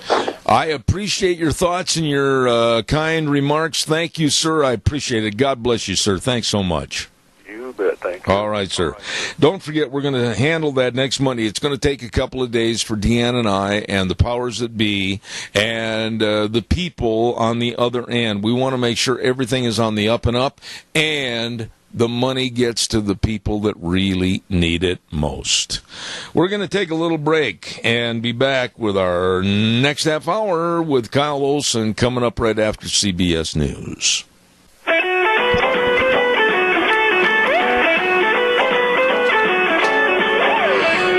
I have just learned that some of our faithful listeners left and went on vacation. Oh, my goodness sakes, they didn't ask permission. Good morning, Zeb at the Ranch. And, of course, I'm Zeb Bell with our major sponsor, your Magic Valley Les Schwab Tire Centers, all 7 locations serving you, and also some of our great advertisers, like Western Waste Services, always at your disposal. Call them at 734-6969. I apologize for a little raspy throat. I'm coming down with a pretty good cold, and I apologize. So bear with me. Want to thank Zollinger Quarter Horse. Oh, my goodness, Jerry Zollinger and the whole family. What wonderful people, and do they raise great horses. Absolutely. Working horses. Horses that you can win in the cutting ring or the roping arena, or you can use in the working cow events, or just absolutely get outside and enjoy the beauty of Idaho. These are horses with great minds, conformation, and an abundance of color, and I'm telling you, get a hold of the catalog for the sale that's coming up on Saturday, September 9th. It's going to be the 29th annual Zollinger Quarter Horse Ranch sale where the Leo legacy continues. And I'm telling you what, these are horses you can use. They're not just lawn ornaments. These are horses you can use and win on. So be sure and be at that sale, September 9th. Up at the ranch in Oakley, Zollinger Quarter Horses. Going to be a good one. Right now, talking about good ones, I am very excited to have this gentleman on the air every time he's available, because I don't think there's anybody I've had on the program that knows more about education or what's going on in education than, of course, this gentleman, Kyle Olson with EAGnews.org. Good morning, sir. And how many boxes of clothes and food are you carrying in each arm right now? Good morning. How are you? It is, I have been going through, we're moving, my family's moving right now, that's what he's referring to, and I typically have a lot of clutter in my house, but I know where everything is, But the last few days has just been torture because my shaver is in a box, my toothbrush is in a different box, and I don't know where things are, and so it's been a little bit of a challenge, but I'm here. Let me ask you this. I have moved, since I've got married, 1, 2, 3, 4 times, and I right now wouldn't even... Pardon me? I said, I've got you beat. I've been married 13 years, and I've moved 5 times now. Oh, my goodness. The absolute horror of thinking I've got to put everything in a box and move to another location, you're a tougher man than I am, Kyle Olson. Or I'm just a glutton for punishment. Let me ask you, let's get into the school year 2017 and 18. And as I stated before, and it's a fact, I don't think I know anyone that knows more about education and what's happening in the field of education than you do. What are some of the high spots? And then we'll talk about some of the low spots. Sure. Well, I mean, it's interesting to sort of survey the landscape and see how many conservatives and Republicans control governorships, state legislatures, and all of those sorts of things. And the reason that that's significant is because Republicans generally, not everyone and not everywhere, but generally speaking, they are looking to expand school choice and do all sorts of reforms that center more on the interests of students and children versus what is in the best interest of the system and the adults. And so we're continuing to see all sorts of reforms across the country which inevitably impact the choices that parents have and the ways that they can educate their children. And so I think that has been a very positive development. We at EAG are continuing to monitor what students are learning across the country. Obviously, what we've seen in places like Charlottesville and Berkeley and elsewhere, the attacks on the First Amendment have been alive and well on college campuses for many years. But then those attitudes and those lessons and all of those sorts of things are creeping into the K-12 system. And so it's really incumbent upon parents to be tuned in and engaged with what their kids are learning. And when they see something that they don't like, or the way that the First Amendment is being interpreted, for example, or the Second Amendment, or any American history, or whatever it may be, it's really incumbent upon parents to stand up and speak out and do something about it. Okay, Kyle, I'm going to just jump in here, and we might as well get more in-depth into a problem that I think is being exacerbated every day by the liberal left, the Antifa, the BLM, the Black Lives Matter, etc. In the whitewashing and the total destruction of our history, be it good, bad, or indifferent. I don't think that enough people really understand that with the whitewashing that's going on, our country will never ever be the same. No, and I mean, when you actually have people on television now calling for the defunding and the destruction of places like the Jefferson Memorial, or the Washington Monument, or Monticello, or these sorts of institutions, you just think, what direction are we heading, and who is really in charge? And to see, mobs of people literally ripping down statues in places like North Carolina, and I mean, you just think, what is the intended outcome? And that's what I think a lot of people don't think about. They simply focus on, that was about the Confederacy and slavery and all of that sort of stuff, and not to diminish that. But it's about an agenda that's much bigger than that, and it gets to, white supremacy, and it gets to, but really, to me, in my opinion, it gets to the very idea of what our country is built upon, and that is free markets and capitalism. Because Antifa, for example, when you really study them, they are radical communists. That's right. That is their calling card. And, of course, the media doesn't focus on that. but they want communism in the country for America, and they are about they have no problem employing violence in order to do that. And so that's why I think police departments and sheriff's departments and the government, the local government, state government, federal government, they need to take that seriously and, frankly, treat them like a domestic terrorism organization, because they're out terrorizing people who have different views than them, who look differently than them, who support Donald Trump, or they, believe that we should embrace American history for all of its flaws. And they are about violently opposing those people, and that needs to be stopped and fought against. Let me ask you this, Kyle, and I know you're very aware of these situations, but the lack of history, the lack of understanding and knowing what really happened in the past, we're going to repeat some of the same problems in the future. Look at Robert E. Lee.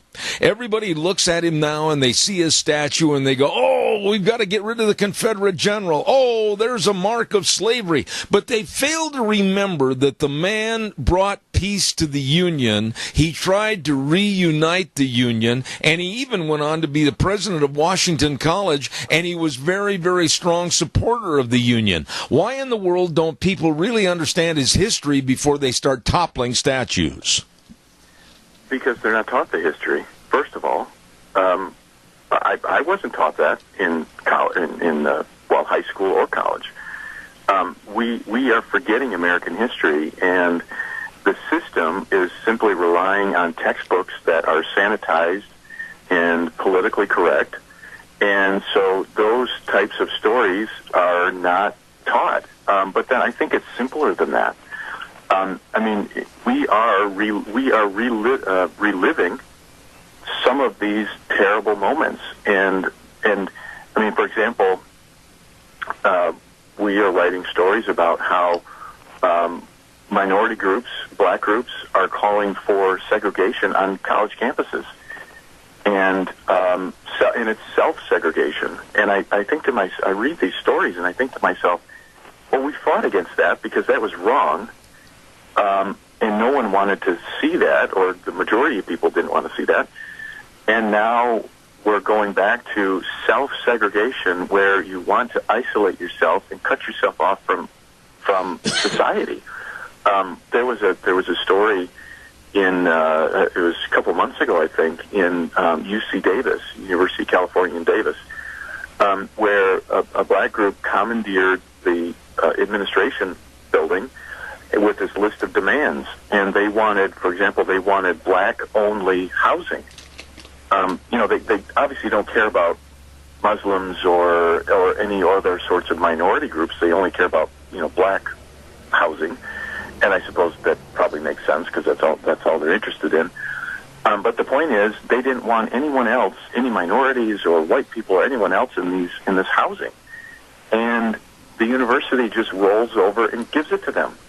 And so it boggles my mind that we as a society, we have fought against segregation and we have fought for inclusion for decades now, for generations, and now we have minority groups that are pushing against, basically seeking to undo everything that was done. It's crazy.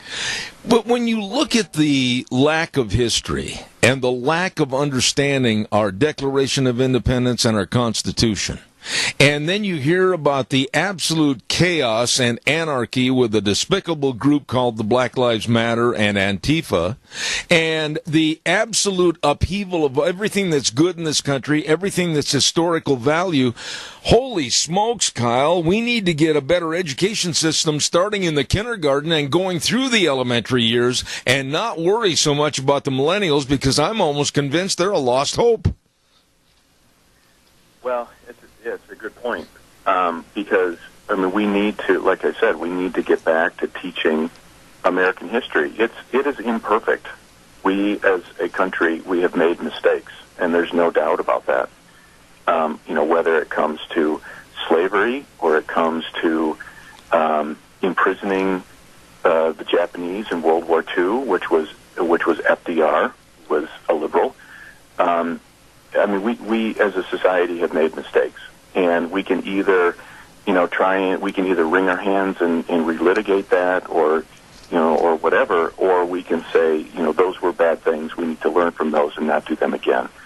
But that's not what Black Lives Matter or Antifa or any of these groups. That's not what they want. Because then, you learn from your history and you try to improve. But that's not what they want to do. They want to tear the history down. They want to go way beyond just simply learning, and they want to physically punish their opponents. And it's interesting to me. I mean, why do they only do this on college campuses? Yeah. And it was interesting to compare what happened in Charlottesville with what happened in Boston, because I think that they target these campuses because they know they have a sympathetic administration, and therefore they have a sympathetic police department who will let them be lawless, let them be totally out of control, and get away with anything. Where in a place like Boston, that's different. But you don't see them do that in Texas or places where, people have no problem fighting back. And so that's why I think this problem it will continue to fester in places where it's tolerated. But I think until a group like that, which is bent on the destruction of the United States, I mean, they were chanting that in Berkeley this past weekend. They were chanting "No Trump, no wall, no USA at all." That's what they were chanting. Yeah. So they want the destruction of the country. So therefore, I think we need to take them at their word, and they need to be declared domestic terrorists, and they need to be treated like that. Absolutely. When you talk about this movement to whitewash and sanitize, just this morning, one of the people that helps me and works for me back in New York City called me and let me know that in San Antonio, the PC police have hit there already at Robert E. Lee High School, and overnight, literally, they have had demands that they eradicate, take off, and destroy the name that's on the front of the high school. Do you mean to tell me after all these years, Kyle, all of a sudden this has to happen? It's nothing more than a means of control. That's my attitude. Sure. There's no question, because I see this and I say, okay, so in, I think that was in Durham, North Carolina, where they ripped the statue down. Okay, you rip the statue down. What does that change? Is the city safer? Do the people who tore that down, do they feel more empowered now? Or another one in Chicago, where the pastor came out and called for the George Washington monument, or it was just a statue, to be torn down. And I read that and I go, okay, I mean, I think it's stupid, but I think, is that going to make your city safer? Is that going to make fewer people kill each other on the weekend? I mean, what is that really going to do? It's not going to make any difference. And so you can do that. And frankly, I think it's important to protect this history and remember our history. But if a place like Durham, North Carolina, if the local town, they want to go through that process, not have a mob tear it down, but if the government wants to go through that process, and like in New Orleans, and I think they were cowardly about it, but if they want to go through that process and they want to take those down, that's up to them. I believe in local control. But what I see is just this lawlessness going on, where you have that mob tear that down. There was another, I think it was a Revolutionary War person, the statue was beheaded. I think it was it in North Carolina or Duke? I think it was at Duke. Right. Where the Robert E. Lee statue in the chapel was, they attacked the head, and so it was, the nose was missing and stuff. I mean, this is not the way to do this. This is not, if we live in a society of laws, which they don't want, they want a mob rule, and they want, an iron fist. That's what they ultimately want. But if we're going to live in a society of laws, then you don't operate that way. And if you try to operate that way, you need to be held accountable. And I'm not convinced. I know that the sheriff in Durham said that he was going to punish these people. We'll see if that actually happens. But, I think we live in a society right now where people think that they can go out and be lawless and get away with it. And Antifa is proving that. You see there was a helicopter video from Berkeley over the weekend where, it was just anyone with a Trump hat or carrying an American flag or having, not wearing all black. They were openly attacked. Yep. It was just a mob. It was Absolutely. insane. And the police stand back and don't do anything. So until that changes, this is going to continue. Okay, I want to shift gears, and I want to get into a problem that I find so vile, and I find so filthy, and I find so abnormal, and that's what happened at Rockland Charter School in California, subjecting 5-year-old children to transgenderism and creating confusion and a lot of questions and, quite frankly, a lot of tears. This is idiocy, and it should be stopped and banned in any and all of our elementary schools. What are your thoughts? I agree. I think generally speaking, I think there are many good, decent people working in public schools, but I think generally speaking, the system is full of useful idiots who think that's an acceptable thing to do. And because we want to be inclusive, and because we want to be tolerant, and we want to be accepting, then it's appropriate for us to let a boy or a girl use the opposite gender bathroom because we need to be accepting. Or in order for us to be inclusive, we need to broach the idea that gender is fluid or it's on a spectrum. We need to broach those issues with kindergartners and with first graders or kids that, they're not thinking about that. They don't think about that. But then for a school to do that and not notify the parents, that it's nothing short of horrifying. It's absolutely horrifying. And but that's why, as I said before, parents have got to be engaged and they've got to know what their kids are learning and what they're being taught. And as these parents did in this situation, they need to speak out and they need to cause trouble, frankly. Kyle, and they need to notify the media and they need to make people aware because that's the only way that these schools are going to learn that sort of thing is not appropriate. And I think, and you and I have talked about before these different court cases going on and the mandate and the edict that came down from the Obama administration, that has changed. That has changed literally pretty much overnight with the Trump administration. And the Trump administration they're not doing that sort of thing. We've seen what he's doing with the military. I think that is a positive step. But, his administration is not fighting those court cases because that was the issue, was these school districts are trying to respect the particular student's privacy, but then also respect everyone else's privacy. Yeah.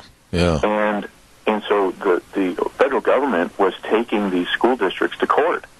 And now that the Trump administration is in office, they're dropping those cases, and they're not pushing, the federal government is not pushing the way that they were. I'm not saying that there aren't the bureaucrats, the holdovers, that are still doing it sort of, under the radar, but in terms of these very consequential court cases in the Supreme Court and federal courts around the country, the federal government now is behaving very differently, which I think is a positive step. Let me ask you this, and I only got about a minute left here, Kyle. Short answer to this, but honestly, has the LGBTQ won and families with morality and moral values and family values, have we lost? I would say, to be perfectly honest, I would say we are losing. We are losing. And if you, I see our society going libertarian more than going liberal. And so I see kids as being more accepting which is why I think schools think that they can. It's sort of a catch-22, and so I think that we as conservatives or Christians, or however you want to describe us, I think we are losing because I think many parents, and this is a generalization, but many parents would send their kids to public schools and assume that the values match, and they don't. And so kids are coming back with very different values, and that's why parents have got to be engaged. And if they don't like what their local school system is doing, they need to look at alternatives, homeschooling, private schools, whatever it is, and really think about that. Absolutely. Absolutely. A gentleman that I absolutely enjoy every time he's on for his wealth of information, Kyle Olson with EAGnews.org, took time out of his moving schedule to be sure and be on our program this morning. God bless you, my dear friend, and please come back soon. Sounds great. Thank you. Thank you, sir. Kyle Olson, very, very knowledgeable man, all about the education in the United States. Holy smokes, I want to remind you that on September 14th, we're going to be having a remote broadcast over at our friends at Ramsey Heating and Electric. Don't miss that. It's going to be our Patriots Day special, as we've had for many years at Ramsey Heating and Electric in Burley. Don't forget, that's coming up on September 14th, and we'll be broadcasting live and direct from Ramsey Heating and Electric at 2600 Overland Avenue in Burley on the 14th. You try to be there.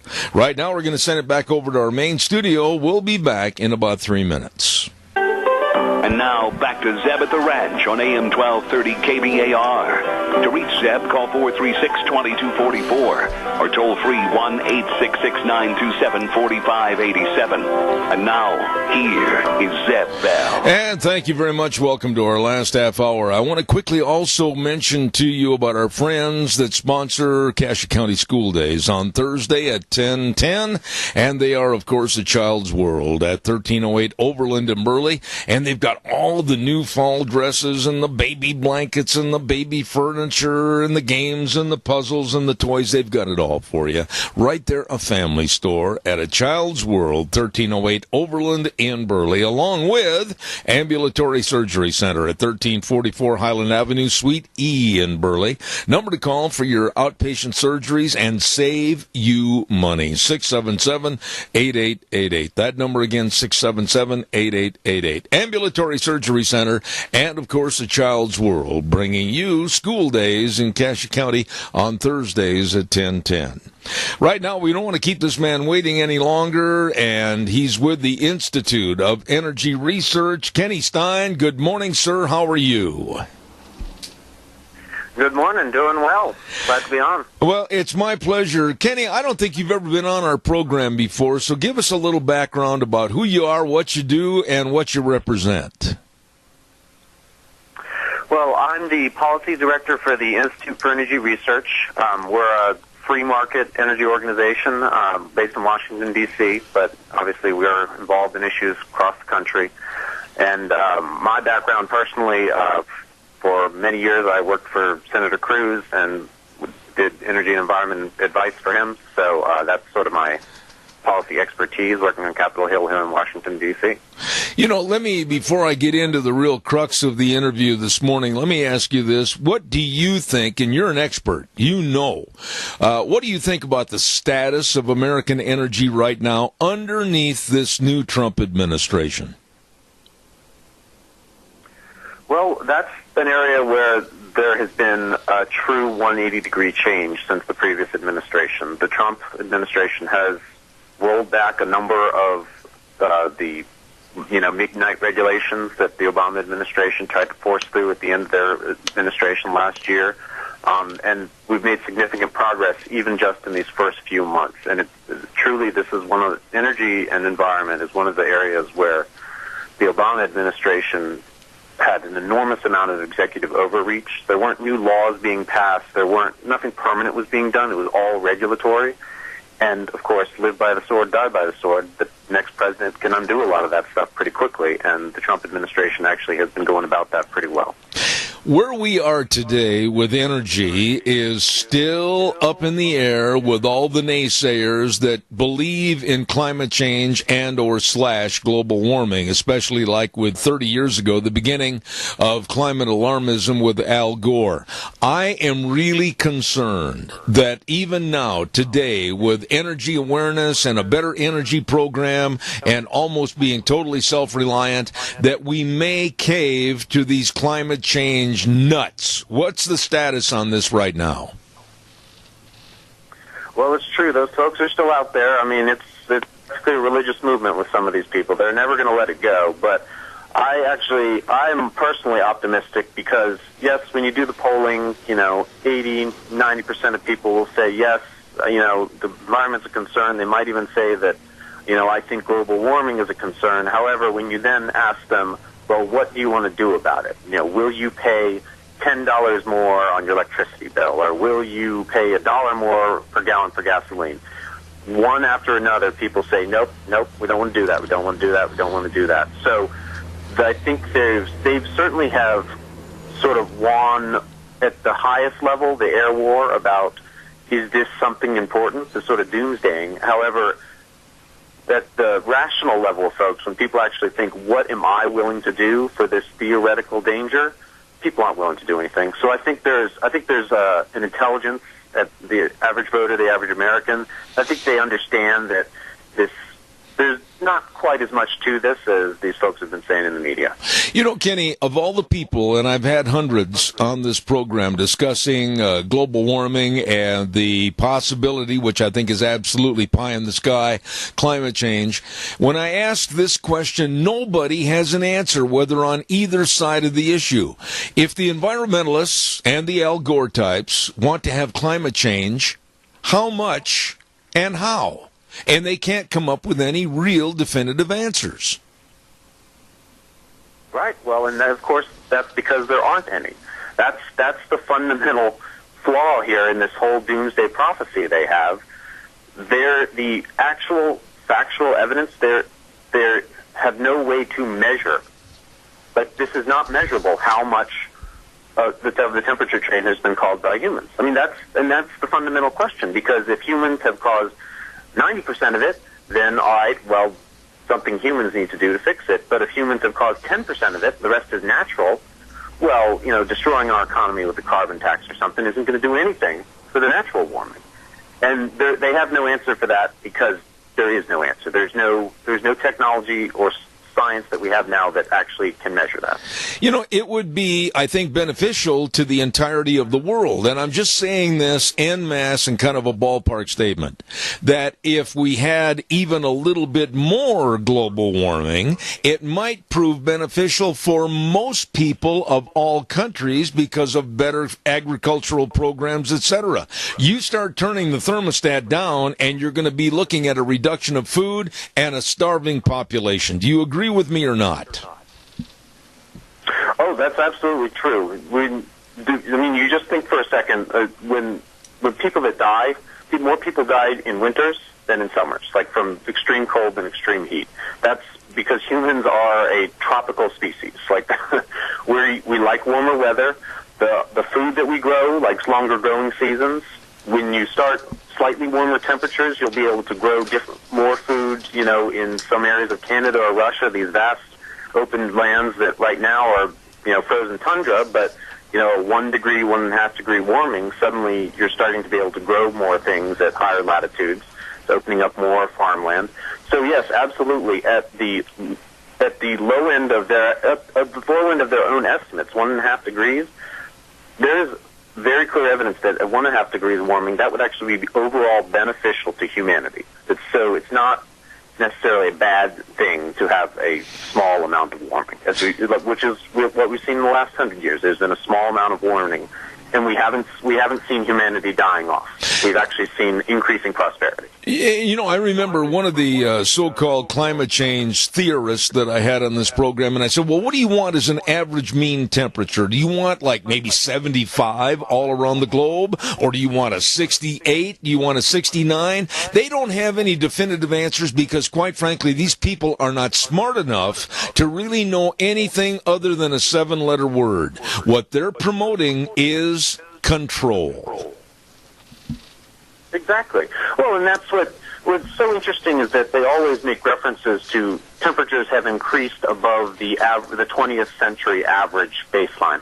But why is that the perfect temperature? You know, temperatures in the past have been much colder and have been much warmer. Why is the 20th century supposedly the perfect temperature? So they don't have an explanation for that because that's been plucked out of the air. It's completely random. And you're right. It's all about control. We have a caller with a question for you. Kenny, stand by. Go ahead, caller. You're on the air. Thank you. Well, this is it's climate extortion. You know, if the Paris Climate Accords were supposed to let India and China continue to expand their CO2 levels for 30 years, and there's people that get on TV and say that's not true. Well, no, it is true. That is the fact.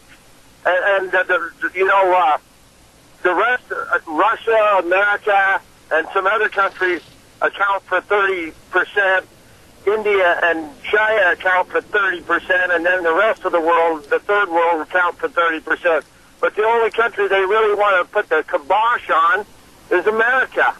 And there is no warming for since 1998. And you can go out and find out.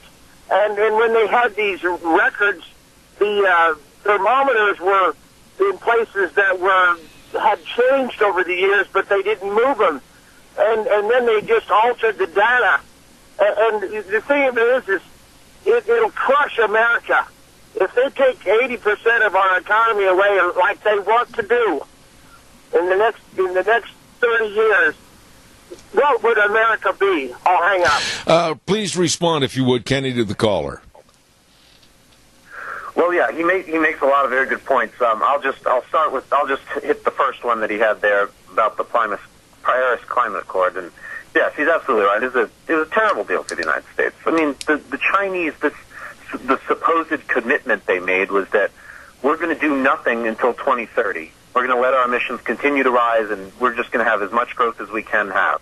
And then in 2030, then maybe we'll talk about trying to reduce things from there. I mean, that's not a commitment. It's insane that we're going to actively harm our economy while the Chinese are committing, quote unquote, to do nothing.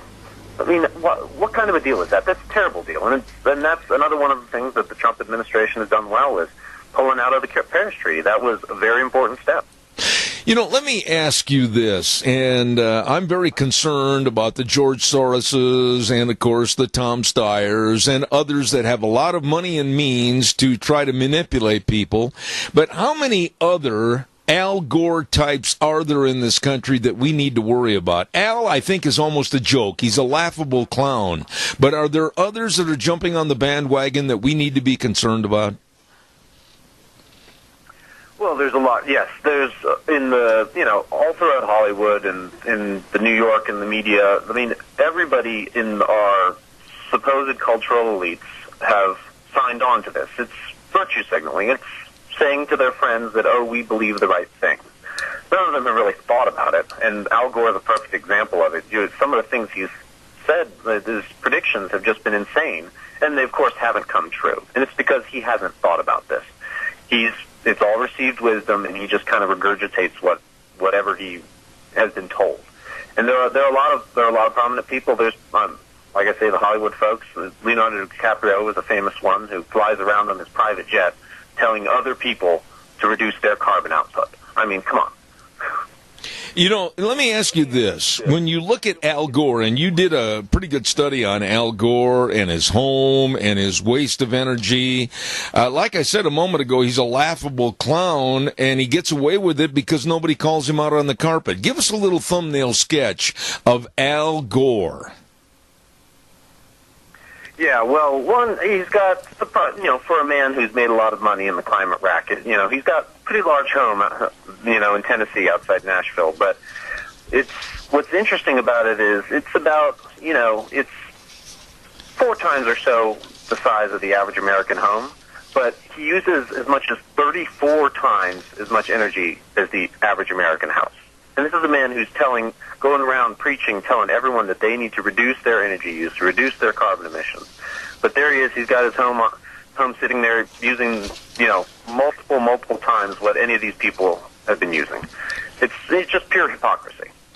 Let me ask you, if you had the opportunity, Kenny, and you were at a press conference or a meeting with Al Gore, what's the number one question you would ask him to put him on his heels and really put him back behind the curtain? Well, I think I'd target one of his predictions from back in the 2000s. So he's multiple times, he said, in 2008 and 2009, he said, you know what? The Arctic is going to be ice-free within the next 5 years, by 2014, 2015. I'd say, how's the ice doing up in the Arctic? Please tell us, please discuss this prediction that you had. Because he's flat wrong. When you look at the overall picture of what's being said on the news media, which is very liberal and very supportive of the idiocy of Al Gore and others, and our school system, boy, I'm telling you, it's hard to get an honest appraisal of what's going on or not going on. How are we going to get it taught in the schools that not all scientists, and especially not Al Gore, are correct on climate change? Well, that is the big question, and this is something. Local school boards have to be paying attention to what's in these textbooks that are being purchased. The larger the education associations, the textbook associations, the leadership of those organizations have bought into this religious cult on climate change, and that's what they put in textbooks, and so a lot of teachers end up just teaching that. And you're right, that is a big problem because this surveys show that the younger generations tend to be even more part of this cult. Like they believe in these things because that's all they've ever been taught. And so that's an important thing. It's up to school boards, it's up to parents explaining this, and it's trying to convince teachers to tell all sides of this. Let me ask you one final thought here this morning as far as climate change and education and everything. What's going to happen, in your opinion, with the Houston disaster and the surrounding area to the refineries and possibly a spike in energy prices, etc.? Is this a tool to get maybe some help over to the left, what they want, to try to get energy prices spiked up and stay there? Or is this going to be a short-term thing? Well, I'll tell you what. I'm personally from Houston. I grew up there. These refineries, they're built for hurricanes. They shut down when the hurricane rolls through, and then they power back up afterwards. Now, could be a temporary spike. I don't think that any offshore platforms or any refineries were damaged from this particular hurricane. I'd have to go check to be sure, but I don't think it's going to be a super long-lasting impact. It'll be short term, but I will say that you already see it now. Folks on the left, these alarmists, have been trying to claim that this hurricane is so much worse because of climate change. Oh my! And frankly, that's just ignorance. It's people who don't understand. Houston floods when it rains. That just happened, and we got a lot of rain this time, so there's a lot of flooding. It's not that this is global warming made this some huge new disaster. It's that Houston's a bigger city. Every time a hurricane comes through, there's more people living there, so there's more possibility of damage. There's going to be larger expenses because it's more people and it's a wealthier city than it was 10 years ago, 15 years ago when the last big flood happened. Absolutely. I think it's important to understand that this is a natural disaster, and natural disasters happen. They always have happened. It doesn't mean that this is suddenly a climate change event. Very well stated. Kenny Stein, Policy Director with the Institute of Energy Research. And Kenny, I really want to invite you back. I hope you'll consent to coming back on future programs. You do an excellent job. Thank you very, very much. Thank you very much. I had a great time. All right, sir. Thank you. Enjoyed the conversation, and a very knowledgeable man about energy. And Ken Stein, thank you very much for being on our program this morning. Oh, boy, look at the clock on the wall. It's telling me that we'd better run to the weather forecast, and then we'll take some more of your calls. I'd love to hear somebody talking about climate change. Give me a call right after the weather. The weather being brought to you by Scarro's Meats. Ooh, I love talking about Don Scarrow and his company over there. My goodness, they've got it all. They've got all the delicious breakfast sausages, the bratwurst. I love bratwurst. They've got everything from prime rib to bacon. You name it, it's delicious. And don't forget where they're located. Scarro's Meats, 331 North Road, Jerome. The number to call, 324-7657, or you can go to their website, scarrowsmeats.com. It's good. Scarro's Meats. Right now, here's the weather. We're in a red flag warning in effect for today because we have some possible thunderstorms this afternoon and for tonight. Here's your weather forecast for Zev at the Ranch. Partly to mostly cloudy skies is what we're looking at. Scattered rain showers and thunderstorms by this afternoon. Some of those storms could produce gusty winds. Other than that, looking at a high of 87, overnight low of 57 tomorrow. Everything's going to calm down. Looking at sunny skies, high of 87 with an overnight low of 53. And as we head on into the Labor Day weekend, looks like mostly sunny skies. Highs are going to be in the upper 80s to low 90s. That is your weather for Zev at the Ranch. And thank you very much. And, of course, our weather brought to you by Scarro's Meats. 331 North Road, Jerome. Oh, my. Yes, Don Scarrow and the crew. I got to get Don back on this program and talk about all those delicious meats and everything. I'll tell you what, like I said, I love the bratwurst. Great. Scarro's Meats in Jerome. Number to call, 324-7657. They are changing the way we eat, one delicious bite at a time. Like I said, I got time for a call. Give me a jingle on the landline, 436-2244, 1-866-927-4587. I'd like to hear from you. Tomorrow on the program, while I'm waiting for your call, I wanted to mention that don't forget our Denny's football trivia contest at 9:15. We're going to give away a Grand Slam breakfast at Denny's, America's Diner. Be listening at 9:15 tomorrow morning. George Mass is going to be on the air at about 9:20, and we're going to talk about the second annual Patriotic Car Show and Swap Meet on September 9th at the Rupert Square.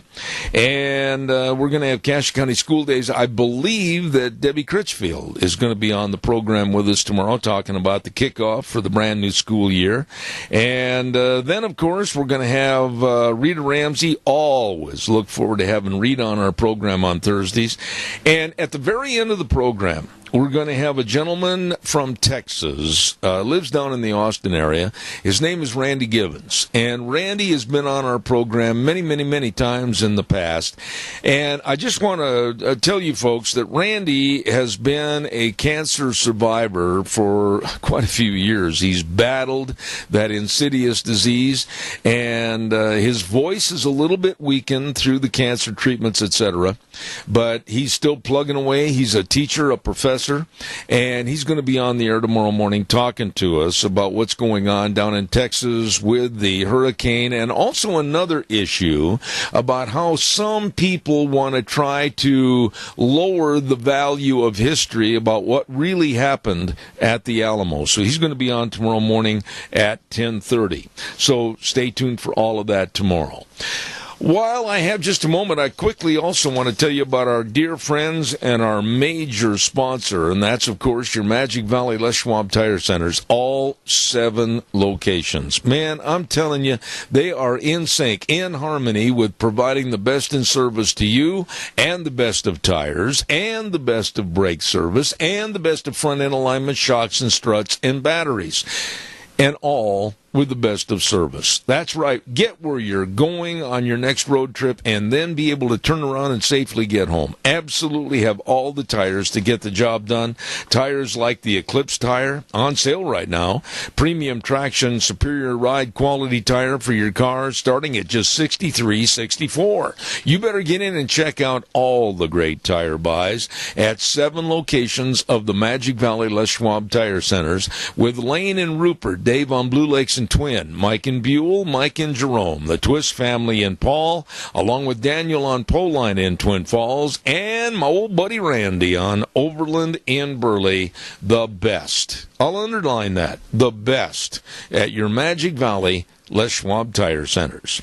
Thank you much for tuning in today, and we'll have another great go of it tomorrow morning starting at 8:06, and we'll ride the horse for 3 hours right here on K-Bar, 12:30 a.m., and then streaming live all across the universe on ZebBell.com.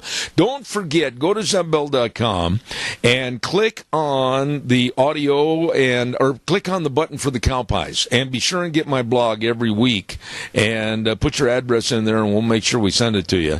Cow pies and coffee cups once a week. It comes out normally on Fridays when I get everything finished, so be sure and make the apply for that. Until tomorrow morning at 8:06, remember our key bywords. The way things were are the way things ought to be. Good day to you, and God bless. We'll see you tomorrow morning.